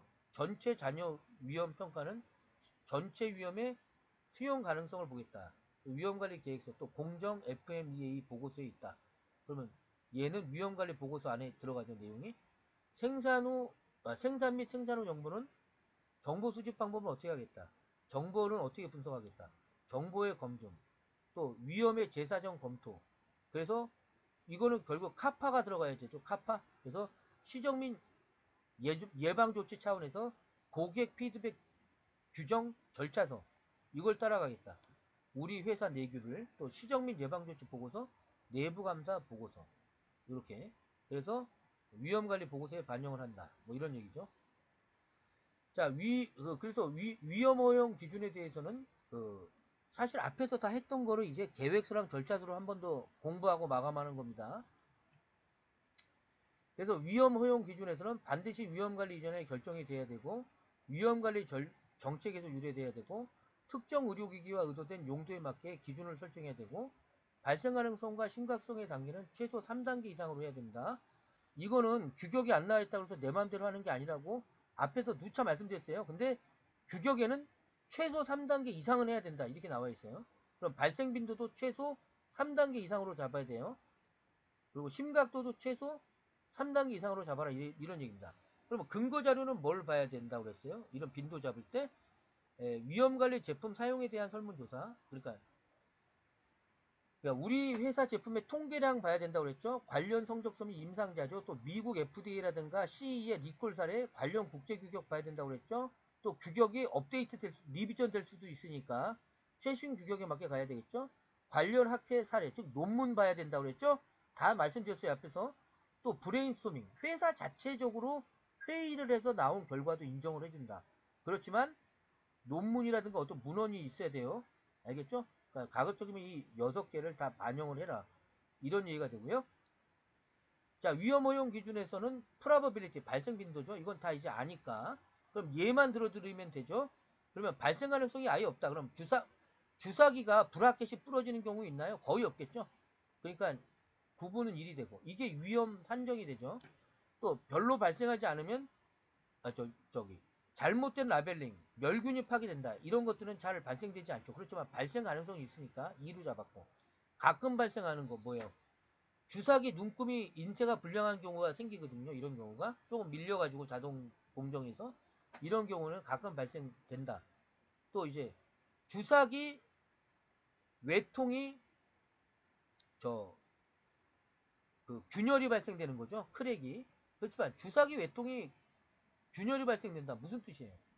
운반하거나 했는데 이걸 땅에다 떨어뜨렸는데 그걸 모르고 밟았다 이거예요. 그러면 멸균된 봉지 안에 있으니까 이게 눈으로 봤는데 비닐이 쌓여져 있으니까 잘 안 보이죠. 그럼 이상 없는 줄 알고 썼는데 금이 가게 되죠. 뭐 그럴 수 있다는 거죠. 그 다음에 자주 발생하는 거 뭐예요? 사용자 실수에서 통증이 유발되거나 주사기니까 출혈이 발생되거나 이건 자주 발생되죠. 그죠? 그러면 얘는 이제 그 관련 통계량이든 그러니까 위험 이득 분석을 해서 줄여야 되겠죠. 자, 심각도는 무시해도 좋은 거 거의 없음 중대한 위독한 사망에 이른 거. 그럼 얘만 들여드리면 되죠. 이건 다 봤으니까 앞에서 다 공부했어요. 그러면 무시해도 좋은 건 뭐예요? 주사기로 주사를 맞았을 때 불편하거나 일시적인 불만족은 생길 수 있죠. 주사 맞은 다음에 또 이제 뭐 지혈도 해야 되고 그러니까. 그리고 이제 전문적 의학적 치료가 필요하지 않은 일시적 장애 혹은 부상이 초래됩니까? 주사 맞았다고 해서? 거의 없죠. 그리고 이제 중대한 위기는 전문적인 의학적 치료가 필요한 장애 혹은 부상이 초래될 수 있다. 또 영구적 장애 혹은 생명을 위협하는 부상 초래, 사망으로 이어질 수도 있다. 뭐 이런 것들이 이제 심각도가 됩니다. 자, 됐죠? 이렇게. 자, 그러면 요 표는 이제 5개를 할 수도 있고 4개를 할 수도 있고 그거는 이미 다 말씀드렸어요. 그래서 우리가 이게 3개의 이렇게 영역이 있고 요 회색 부분이 널리 허용 가능한 그린존이죠. 그린인데 이제 회색으로 나온 것 뿐이에요. 그 다음에 얼랍존. 이 얼랍존 요거죠. 그래서 얘가 옐로우존이에요. 그래서 합리적으로 실행할 수 있는 가장 낮은. 그래서 얼랍이 뭐의 약자라고요? as low as reasonably practicable. 그리고 허용할 수 없는 영역은 레드존으로 표시합니다. 15 이상이 레드존이고 5에서 10위까지가 옐로우존이고 여기가 그린존이죠. 자, 근데 우리 회사 제품은 이제 여기가 시비어리티가 4단계밖에 안 된다. 그럼 20에서 나눠야 되겠죠, 다시. 알겠죠? 요거 위험 허용 기준은 규격에 어떻게 잡으라고 나와 있지 않아요. 여러분들이 이제 앞에서 설명드린 거 계속 반복할 수는 없으니까 여러분들이 참고해서 이제 하시면 되겠다 이런 얘기입니다. 자, 그 다음에 생산 및 생산 후 정보는 시정 및 예방 조치 보고서나 프로세스의 모니터링 측정, 제품의 모니터링 측정, 국내외 의료기기 안전 정보를 수집해 가지고 이제 이러한 단계로 이제 우리가 위험관리 보고서에다가 계속 반영을 해가지고 모니터링을 해줘라 이런 말입니다. 이제 무슨 말인지 알죠? 다? 그래서 생산 및 생산 후 정보에서 외국 고객으로부터 받은 정보, 국제 국내 규격 모니터링, 또 유사 의료기기 시장 보고 및 관련 리콜 사례 모니터링, 이거 다 말씀드렸고 조금 구체적으로 이렇게 식약처에 이렇게 나와 있으니까 정보들이 참고하시면 되죠. 자, 그러면 이번에는 위험관리 파일 중에 가장 중요한 위험관리 보고서 작성 방법에 대해서 이제 말씀을 드리겠습니다. 자, 그러면 위험관리 보고서 작성과 위험관리 그 보고서 개정 및 관리하는 방법 말씀드리면, 자, 위험관리 보고서에서 이제 계획서를 아까 만들었으니까 이제 보고서가 나와야 되죠. 그래서 이 보고서에서 검증해야 되는 사항은 위험관리 계획이 적절하게 수행됐다는 거, 또 전체 자연어 위험이 허용 가능하다는 거, 그 다음에 생산 및 생산 후 정보를 입수하는 방법이 적절하다는 거, 이런 것들을 이제 그 저 위험관리 보고서에서 검증을 하는 거죠. 사실 이 내용들은 전부 다 위험관리 계획서에 있었던 내용이니까 얘가 이제 보고서에서 검증이 된다, 이렇게 보시면 되는 거죠. 자, 위험관리 보고서의 목차는 똑같죠? 분평통 전위생. 왜 그렇죠? 위험관리 계획서에서 하겠다고, 이걸 하겠다고 그랬으니까 위험관리 보고서는 똑같이 이렇게 되는 거죠. 그래서 개요, 용어 및 정리, 일반적인 제품 설명, 위험 분석 흐름도 분평통 전위생, 이렇게 된다. 자, 그래서 이런 식으로 주식회사 ABC 주식회사 또는 뭐 이하 당사 이렇게 쓰고, 당사에서 제조 판매하는 다음 제품에 대해서 적용한 위험관리 보고서다, 이렇게 해가지고 쭉 이 내용이 그대로 들어갑니다. 그리고 이 보고서는 위험관리 규정, 그럼 우리 회사 거 적어주고요. 뭐 위험관리 계획서, 그러니까 사자압박 순환장치 제품의 위험관리 계획서, 우리 회사 제품 번호, 우리 회사 문서 번호 적어주고요. 자, 이런 식으로 쭉 진행한다, 이러는 거죠. 요게 이제 위험관리, 나중에 이제 제가 사례 드리는 거, 식약처에서 나온 거 보시면은 요게 그대로 들어있습니다. 자, 그럼 얘는 이제 위험관리 계획서에 이 품목으로 하겠다. 그리고 여긴 수행기간이 언제부터 언제까지 이렇게 수행했다, 위험관리를. 그리고 위험 분석 내역은 분평통 전위생에서 이렇게 하겠다. 왜? 계획서에 있는 내용이 그대로 들어왔죠. 이거 또 볼 필요 없습니다. 계획서에 있는 내용 분평통 전위생 똑같죠. 그 다음에 이제 이 정도 받고, 그러면 위험 분석 업무 수행자는 누구고, 승인자는 누구고, 승인일자는 언제고, 사인도 다 들어가야 되고요. 참고 문헌은 뭘 했고, 이거 계획서에 다 있었던 내용입니다. 또 용어, 이거 계획서에 다 있었던 용어들이죠. 그리고 그 다음에 의도된 용도, 요거는 이제 그 계획서에서는 있는데 이제 앞에서는 안 봤기 때문에, 그래서 이거 되게 중요한 말입니다. intended use, 여기 한 칸 띄워야 됩니다. intended use. 그래서 의료기기, 모든 의료기기는 의도된 목적이 있고요. 제조자가 제공하는 사양이 있고요. 지시서 및 정보에 따라 의도된 제품, 또 프로세스 또는 서비스 사용이 된 제품이니까 의도된 용도가 있습니다. 적응증에 대한 의도된 용도가 있겠죠. 체외진단용 의료기기 그러면 얘는 이제 체외진단이니까 진단 모니터링, 적합성 판단을 위해 인체에서 나온 표본을 검사하기 위한 목적으로 혈액과 타액이라든가 뭐 이런 것들을 이런 것들을 체외 진단하겠다, 이런 말이죠. 그래서 시약 교정기, 표변 채취 및 저장기기, 통제 물질 및 관련 기구, 장치 또는 품목, 이런 것들이 이제 여기 나와 있으면 되고요. 본 보고서의 용어 및 정의는 위험관리계획서 뭐에 따른다, 이렇게 좀 이렇게 표시를 해놓으면 되고요. 제품에 대해서 이렇게 기술문서에 이건 기술문서와 이거는 이제 제품표준서에 나와 있는 내용이죠. 제품표준서에 나와 있는 원자재 검사, 반제품 검사, 완제품 검사 할 때 이런 거에 대해서 제품 설명을 이제 제품에 대해서 설명을 하면 됩니다. 그래서 위험관리 13단계는 다 아니까, 그래서 분평통 전위생. 자, 앞에서 다 봤죠? 이렇게 해서 작성을 이제 한양한다. 그래서 의도 및 식별 특성, 위험 분석이죠, 이게. 앞에서 다 했기 때문에 또 안 보겠습니다. 자, 그래서 위의 요인을 식별해야 되겠죠? 그래서, 부속서 1을 보면, 에너지 위의 요인이냐, 이걸 우리가 식별하기 위해서 그 표가 있거든요. 뒤에 나오니까 그거 다 찾아서 해야 되고요. 체크해야 되고. 자, 요러한 그 문서들을 참고해서 해라. 이런 얘기가 되고요. 자, 그러면 위의 요인 식별 사례. 자, 여기서부터 이제 앞에서 공부한 게 또 여기 나오죠. 그러면 전자기 에너지, 방사 에너지, 열 에너지, 박테리아, 바이러스, 재감염 또는 교차오염, 화학 제품의 독성 등 이렇게 쭉 나오죠. 자, 그럼 여기서 전자기 에너지에 대해서 위의 요인을 봤더니 전원전압이면 우리 회사 제품이 전자의료기기에서 억셉트가 됐고, 그러면 잠재적 요인은 고장이 났을 때는 문제가 됩니다. 그럼 고장이 났을 때는 어떠한 그 데미지가 발생되냐? 그럼 감전이 될 수 있고, 제품 자체가 고장될 수도 있고, 감전이 일어날 수도 있다. 이런 얘기죠. 외장 누설 전류, 그럼 억셉트죠. 우리 회사 제품이 전자의료기기니까. 그럼 고장 났을 때 감전이 일어날 수 있다. 이런 얘기예요. 자, 그럼 여기 한번 보십시오. 그러면 위의 요인을 식별했더니 2완-1-1, 2, 3, 4, 5, 6 전기장 억셉트. 자기장에서도 고장 나면 문제가 되니까 억셉트 해야 되죠. 이런 6개. 그 다음에 방사에너지. 근데 우리 회사 제품은 뭐 초음파 진단기기라든가 뭐 적외선,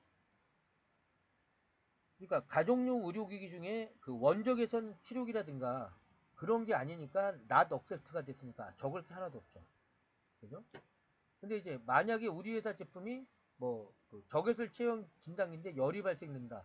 그러면 고온으로 인해서 억셉트 되고 제품 고장이 났을 때 제품이 고장 난다거나 뭐 이렇게 쭉 기술을 해줘야 되겠죠. 자, 그러면 그 위험 분석 계속합니다. 그래서 그러면 그 아까 앞에서 2완-1-1부터 6개 봤고 2완-2-1이죠. 이번엔 박테리아니까. 그럼 예측 가능한 일련의 사건 사례가 뭡니까? 멸균 공정에 문제가 생기거나 포장이 파손된 경우, 사용자가 유효기간이 지난 제품을 사용하는 경우. 그럼 위의 상황은 뭐예요? 멸균 파기로 균이 혈관에 주입되면 사람이 박테리아에 감염될 수도 있고 가려움증이 발생될 수도 있죠. 자, 그래서 그래서 이 앞에서는 앞으로 다시 왔습니다. 위험 식별 사례는 식별이고요. 이번에는 산정이죠. 그래서 숫자를 매긴다 그랬어요. 숫자. 산정이라는 말은 숫자를 매긴다 그랬잖아요. 자, 그래서 박테리아에서 감염되면 심각도는 높다. 즉, 박테리아에 감염되면 심각도가 높다. 그러니까 가려움이나 합병증이 발생될 수 있으니까. 근데 발생 가능성은 드물게 나타난다는 얘기죠. 바이러스면 이건 똑같으니까 됐고, 멸균 파기로 균이 혈관에 들어왔다. 그럼 얘도 심각도가 높고 발생 가능성은 낮고 뭐 이런 식으로 규정을 하는 거죠. 또 재감염 또는 교차오염이 발생됐다. 그러면 예측 가능한 일련의 사례는 뭐예요? 일회용 의료기기 재사용하지 마시오라고 분명히 써놨는데 라벨링이 떨어진 거야. 뭐 그래서 아니니까 좀 의료인이 모르고 또 쓸 일은 없지만 하여튼 실수로 쓸 수는 있으니까 사용자 부주의로 인해서.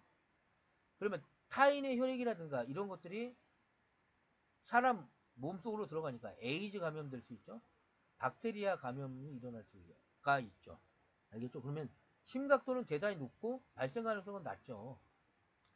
또 화학제품의 독성 원료 등 이거 보면은 이제 부적합한 재료를 사용했다거나 멸균 공정에서 제대로 공정을 안 했다거나 이렇게 되면 우리 인체에 적합하지 않는 물질이 투입되니까 박테리아가 들어오고 심각도는 높고 발생 가능성은 낮죠. 자, 이런 식으로 계속 분리를 하는 겁니다. 이랬더니 뭐가 나왔어요? 자, 그래서 그 위험 산정이 끝났잖아요. 그러니까 앞으로 잠깐 돌아가서 보면 박테리아 그럼 그 심각도 발생 가능성이 곱하면 몇이에요? 4이 6이죠. 또 바이러스에 의해서 심각도 발생 가능성 6이죠. 뭐 이런 식으로. 그러면 이게 6이 나온 것도 있고 2가 나온 것도 있고 막 그럴 거 아닙니까? 그러면 그 여기에 대해서 2는 4, 그럼 4가 나온 게 한 건이 있고 2, 5, 10, 10이 나온 게 한 건이 있고 3, 2, 6이죠. 그럼 6이 나온 게 두 건 있고 3, 1은 3, 그래서 3이 나온 게 네 건 있고 4, 1은 4, 4가 나온 게 두 건 있고 얘는 2, 4, 8이죠. 4, 2, 8이니까 7건이 있더라 이런 얘기죠. 그러면 이 여기 저 그린 원래는 그린 존인데 회색으로 표시가 돼 있죠. 여기는 억셉터블한 겁니다. 그러니까 널리 허용 가능한 거 7건 4, 2, 1 더하면 7건 7건이 이렇게 나온 거고요. 그 다음에 얼랍존, 그래서 합리적으로 실현 가능할 수 있는 가장 낮게 얼랍존, as low as reasonably practicable은 그 7건, 2건, 1건, 그러면 이제 10건이 돼요. 그래서 10건이 된 겁니다. 그리고 이 레드존, 이거는 그 unacceptable한 거거든요. 그래서 허용할 수 없는 영역인데 한 건도 나오지 않았죠. 그래서 0이 된 겁니다. 이렇게 돼서 앞에서 위험 산정, 심각도와 발생 가능성을 곱한 요 값을 몇 개가 나왔냐에 따라서 이제 여기다가 몇 건을 적어주는 거죠. 자, 그럼 결론적으로 어떻게 되는 거예요? 이 얼랍존과 레드존에 있는 것들은 전부 다 어디로 옮겨야 돼? 바로 요 회색, 그러니까 여기는 회색으로 표시되어 있지만 그린존입니다. 그린으로 표시해야 되는데 아마 글자가 안 보여서 이렇게 한 것 같고, 자, 하여튼 자, 이렇게 이 그린존으로 보내야 된다. 이 니은자 이 안으로. 그러면 어떻게 돼요? 요 시비어리티, 심각도는 못 줄이니까 발생 가능성을 줄여서 이 회색 안으로, 즉 그린존으로 넣어야 되겠죠? 그린, 원래 그린으로 표시해야 됩니다.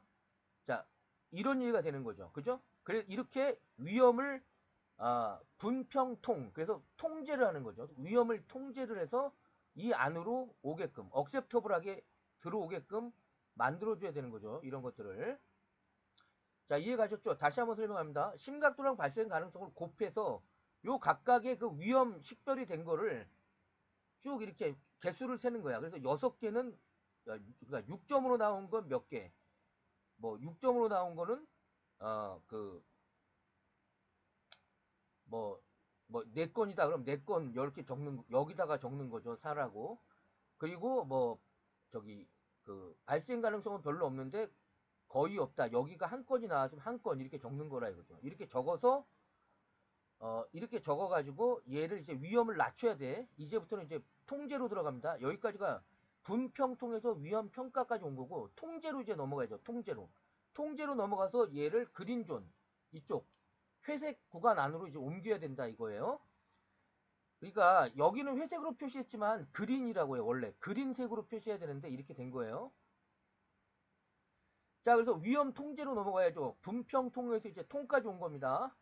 그래서 위험 통제 대안 분석. 그럼 얘를 그 위험을 통제하기 위해서 설계에 의해서 안전성을 보장하기 위해서 원자재를 변경할 건지, 또 의료기기 자체 또는 제조 공정에서 예방 조치에서 멸균 밸리데이션을 할 건지, 또 필요하면 리밸리데이션, 재멸균까지 할 건지, 또 안전성에 관한 정보에서 일회용을 표시할 건지, 이건 라벨 그 표시 기재 사항으로 이 위험 통제를 해결할 건지, 또 위험 통제 조치의 실행은 선택된 위의 요소에 대해서 위험 통제 조치를 실행하고, 그리고 이걸 실행했으면 끝나는 게 아니라 각 위험 통제 조치의 실행은 검증이 돼야 된다. 이런 얘기입니다. 자, 이렇게 해서 아까 그 앞에서 봤던 2-2-1 앞으로 다시 돌아가서 보시면 돼요. 그럼 박테리아 여러분들이 보세요. 그냥 박테리아가 이게 저기 위의 요인으로 식별이 됐다. 그러면 의료기기 자체 공정에서 예방은 멸균 밸리데이션을 실시하겠다. 또 포장 밸리데이션도 실시하겠다. 입출고 시 포장 상태 점검하겠다. 운반 전용 차량으로 운송하겠다 등 이 방법이 나와야 되는 거죠. 통제 수단이. 분평통해서 통제. 그리고 안전성 정보에는 그 뭐 일회용이면 일회용이라고 표시하겠다든가 사용 설명서, 라벨링, 즉 교육 이런 것들을 실시해서 그 안전성도 이렇게 해결을 하니까 이 위험 수단을 낮출 수가 있다. 이런 얘기죠. 그럼 박테리아, 미안한데 앞으로 다시 갈게요. 자꾸 왔다 갔다 해서 미안합니다. 이건데 4 곱하기 2니까 6이잖아요. 그러면 5 이하로 낮춰야 되잖아. 그럼 심각도는 못 낮춘다고 그랬죠. 얘는 이미 발생되면 사망을 하든지 합병증이 유발되든지 하니까 감염이 일어나서. 그럼 발생 가능성을 1로 낮추면 발생 가능성이 지금 2인데 1로 낮추면 4가 되죠. 4, 1은 4죠.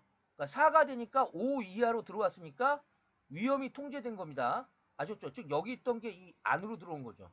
아셨죠? 자, 이런 식으로 해서 그러면 위험 통제를 멸균을 할 건지 뭐 포장을 똑바로 할 건지 어떤 교육을 더 실시할 건지 이런 방안으로 뭘 줄이는 거야? 심각도는 못 줄이고 그 발생 가능성을 줄임으로써 우리가 위험을 낮출 수가 있다. 이런 얘기가 되는 거죠. 자, 그 다음에 또 바이러스에 의한 거. 아까 앞에서 봤죠? 그것도 6이었죠. 그럼 얘도 멸균 밸리데이션 하든지 또 사용자 설명이든지 뭐 이런 걸 통해서 바이러스도 같은 방법으로 발생 가능성을 줄이겠다. 그래서 5 이하로 들어오게 하겠다. 위험 평가를 5 이하로 낮추겠다. 이런 뜻이 되죠. 그 다음에 아까 재감염 또는 교차 위험 이런 거는 이제 그 출고 시 라벨링을 제대로 하거나 사용 설명서를 검사한다거나 또 라벨링을 한다거나 이런 거에 의해서 또 발생 가능성을 낮추겠다 이거죠. 그래서 위험 통제입니다. 위험 통제. 또 화학 제품에 독성 원료가 있다. 그럼 이것도 발생되면 위험하니까 설계 단계에서 생체 적합성에 맞는 재료를 선택하겠다든가 또 원재료 입고 검사를 강화하겠다. 또 원자재 공급 회사를 감사하겠다. 또 클린 공정으로 확인하겠다. 공장 청결을 확인하겠다. 이런 방법을 해서 아까 앞에 보면 이제 그 사입 6이었는데 그거를 5 이하로 낮춰야 되는 거죠. 그린존으로 들어오게 해야 되니까 이런 위험 통제 수단을 이용해서 그린존으로 허용할 수 있는 수준으로 위험이 내려오게 하겠다. 이런 내용이 되는 것입니다. 자, 이렇게 위험 통제를 한 다음에도 잔여 위험 평가를 해야 된다고 말씀드렸습니다. 그래서 위험 통제 조치가 적용된 이후에도 잔여 위험이 있는지를 다시 또 결정을 해줘야 된다. 그래서 여기 그림을 보시면 식별된 위험이 되게 있죠. 이렇게 여러 개가 있으면 얘를 위험 통제를 해서 잔여 위험이 그래도 있나 요걸 한번 더 보겠다 이런 얘기죠. 그래서 어떤 잔여 위험을 공개할 것인가 또 공개를 위해 어떠한 정보가 부속 문서에 포함되어 있는가 그래서 잔여 위험이 허용 가능하지 않는 것으로 판정된 경우 추가적인 통제 위험 조치를 무엇을 적용할 건가 이런 것들을 우리가 고민해야 되죠. 그래서 잔여 위험 평가라고 합니다. 그래서 잔여 위험 잔여 위험이 더 있냐 없냐 이거는 결국 아까 앞에서 4개를 봤죠. 박테리아, 이완 그러니까 위에 식별해서 2완 2-1, 2, 3, 4 이렇게 받고 박테리아 바이러스 식별된 위해를 받고요. 이게 4 곱하기 2다. 그럼 8이면 위험도가 8이죠. 아까 8이었나요? 그러면 8이면은 얘가 A로 내려온 게 아니죠. 그러니까 얼랍존이 억셉터블이 아니라 지금 얼랍존에 있는 거죠. 그죠? 옐로우 존에 있다고 옐로우 존에. 그런데 뭘 낮췄어요? 바로 이 발생 가능성을 낮췄죠. 그래서 발생 가능성을 줄이니까 어떻게 줄였어요? 멸균 표장을 잘하겠다. 공정 밸리데이션을 한 번 더 하겠다. 또 뭐야? 다시 앞으로 갈게요. 멸균 밸리데이션, 포장, 입출고 시 포장 상태 점검하겠다. 또 사용자 설명서에다가 멸균된 제품이라고 표시하고 또 일회용이라면 일회용 사용 일회용 의료기기다 이렇게 표시를 하겠다 이런 얘기죠. 자, 이런 식으로 해서 이제 4가 됐죠. 그러니까 발생 빈도가 2에서 1로 됐죠. 그래서 위험도가 4가 됐습니다. 그래서 억셉터블하게 A등급으로 그린존으로 내려왔죠. 자, 됐죠. 여기까지. 자, 그럼 여기 다시 한번 설명드립니다.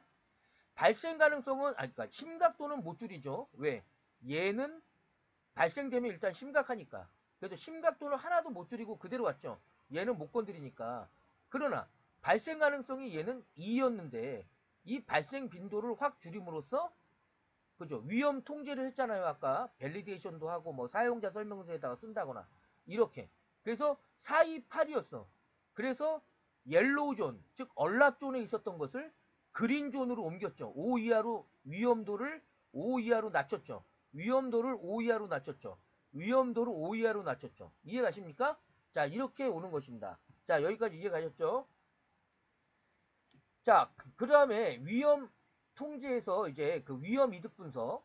그래서 잔여 위험이 허용될 수 없는 것으로 판단되고 더 이상 위험 통제가 비현실적인 경우. 즉, 뭐예요?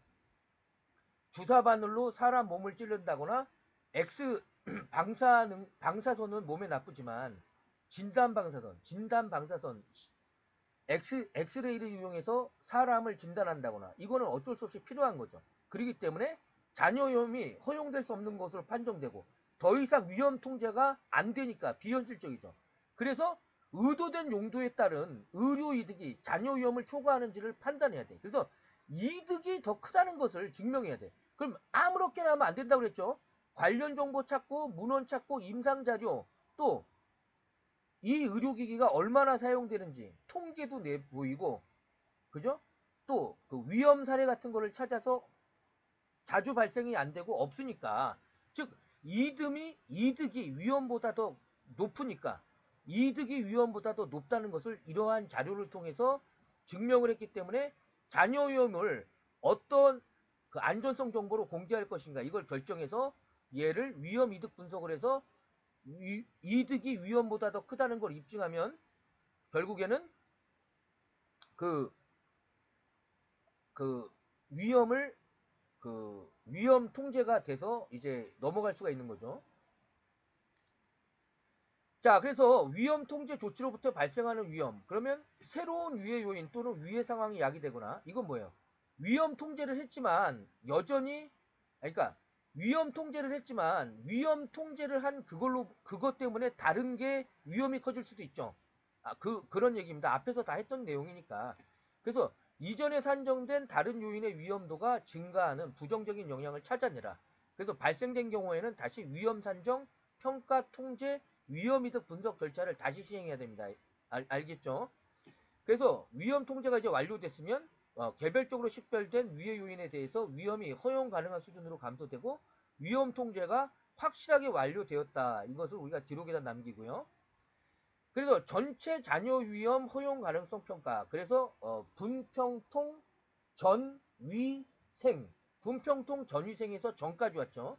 그래서 전체 잔여 위험 또는 총 잔여 위험 총이라고도 한다고 그랬죠. 그래서 총 잔여 위험 또는 전체 잔여 위험 허용 가능성을 평가한다.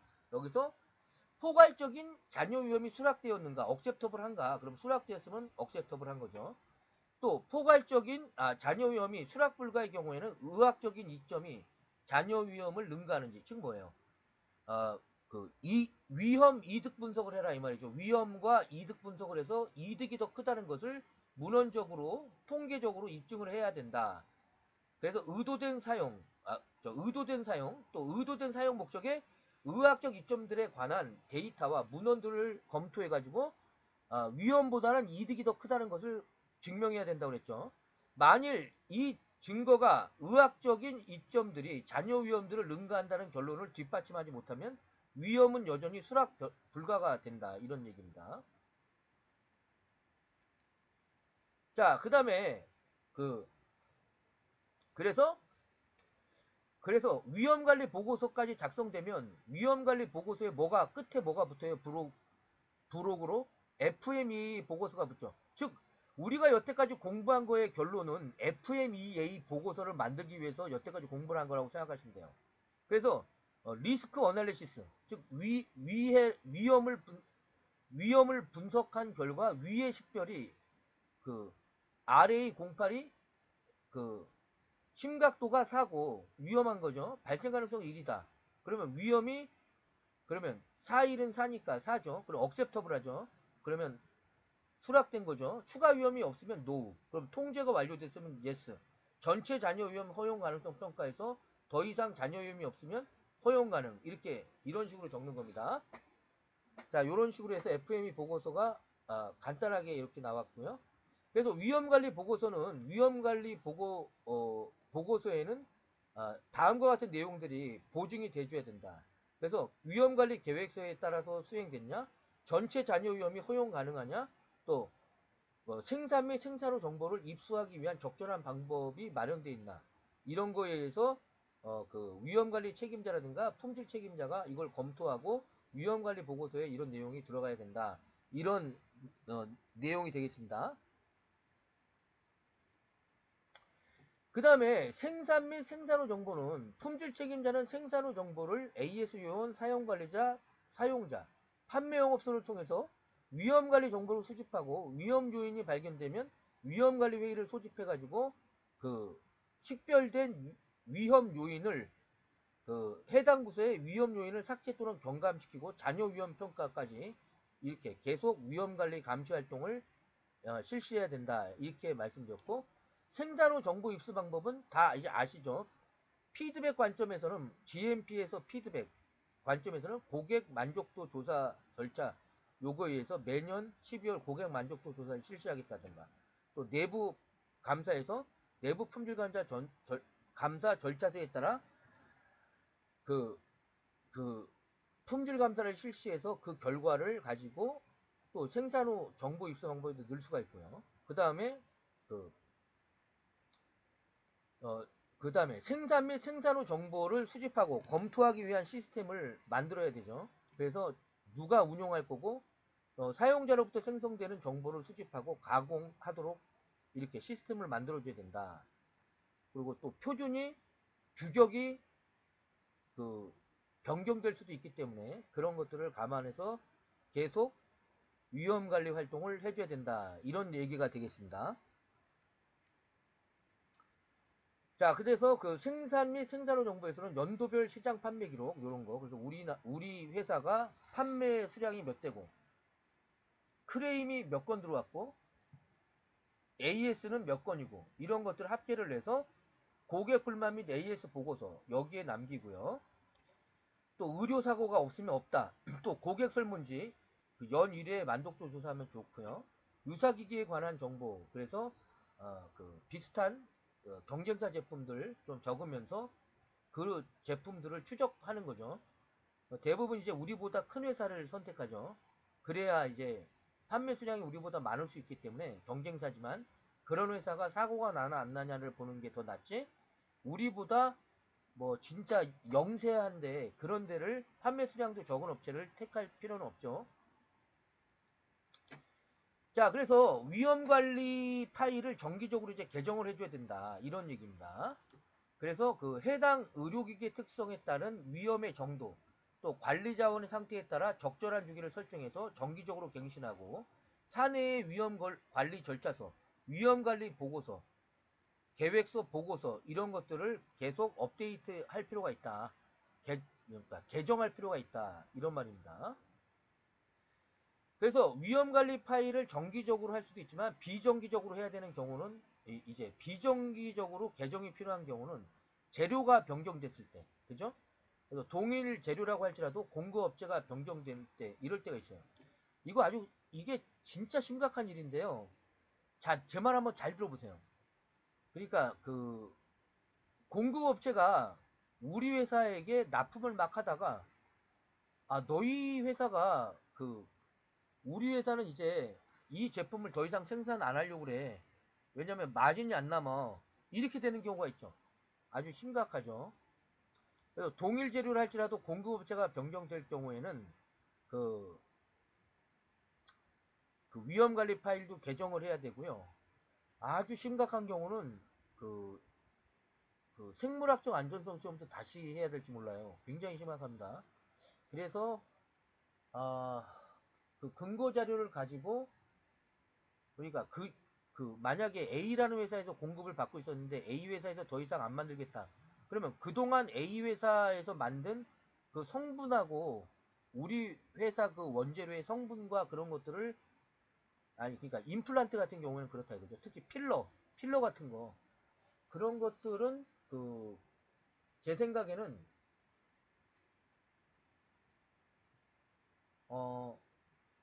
원자재 성분을 성적서가 있을 거 아닙니까? A라는 기존 회사가.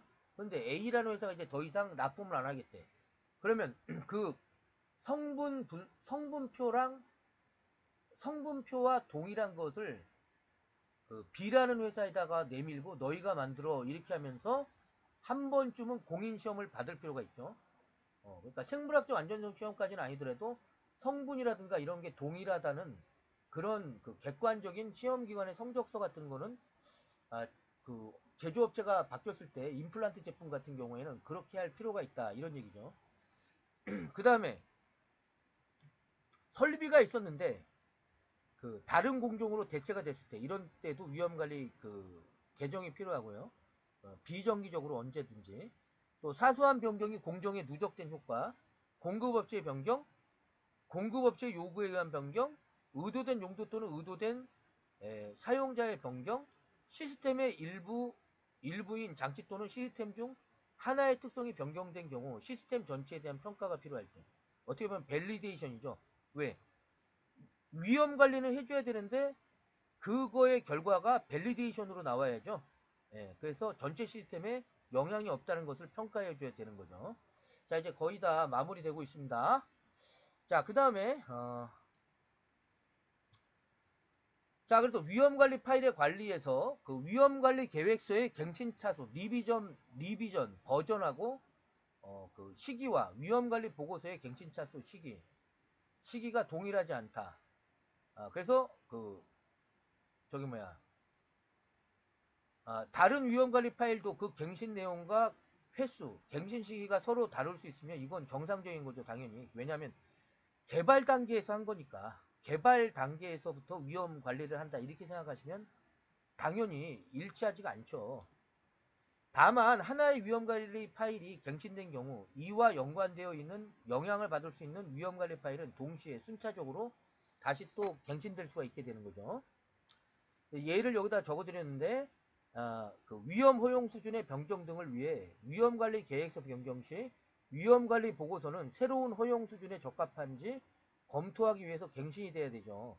그래서 새로운 위험이 출현이 됐어. 그러면 위험 분석 및 평가, 통제, 분평통 등의 조치를 기존의 허용 기준 등에 따라 위험관리 활동을 수행하였다면 위험관리 보고서는 당연히 그 결과를 반영해서 갱신되어야 한다. 그래서 위험관리 계획서까지 갱신해라.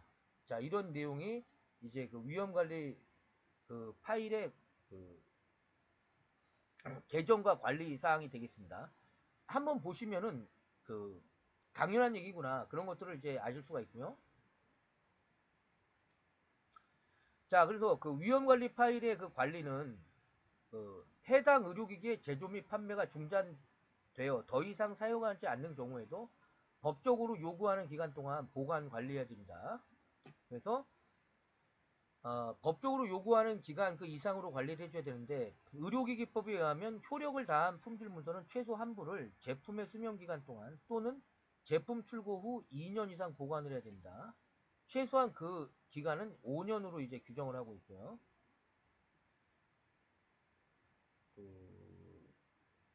이제 5년 이상으로 규정하고 있습니다.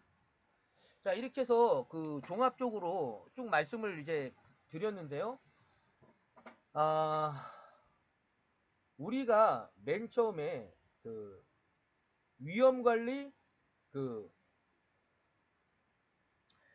그러니까 위험관리의 정의랑 규격을 같이 공부했고요. 그 다음에 국내외 위험관리 규격인 ISO 14971의 동향, 개정 동향 이런 걸 다 살펴봤습니다.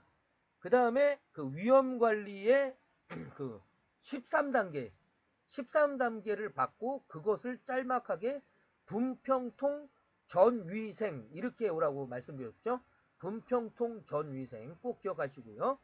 그렇게 해서 그 13단계를 들어가기 전에 이미 위험관리 규격을 전체적으로 다 받고요. 그 다음에 전체적으로 규격을 다 받고 그 다음에 위험관리 13단계를 했고 위험관리 13단계를 했고 그 다음에 그 13단계 프로세스를 공부한 다음에 그 위험관리 계획서 작성하는 방법을 말씀드렸고요.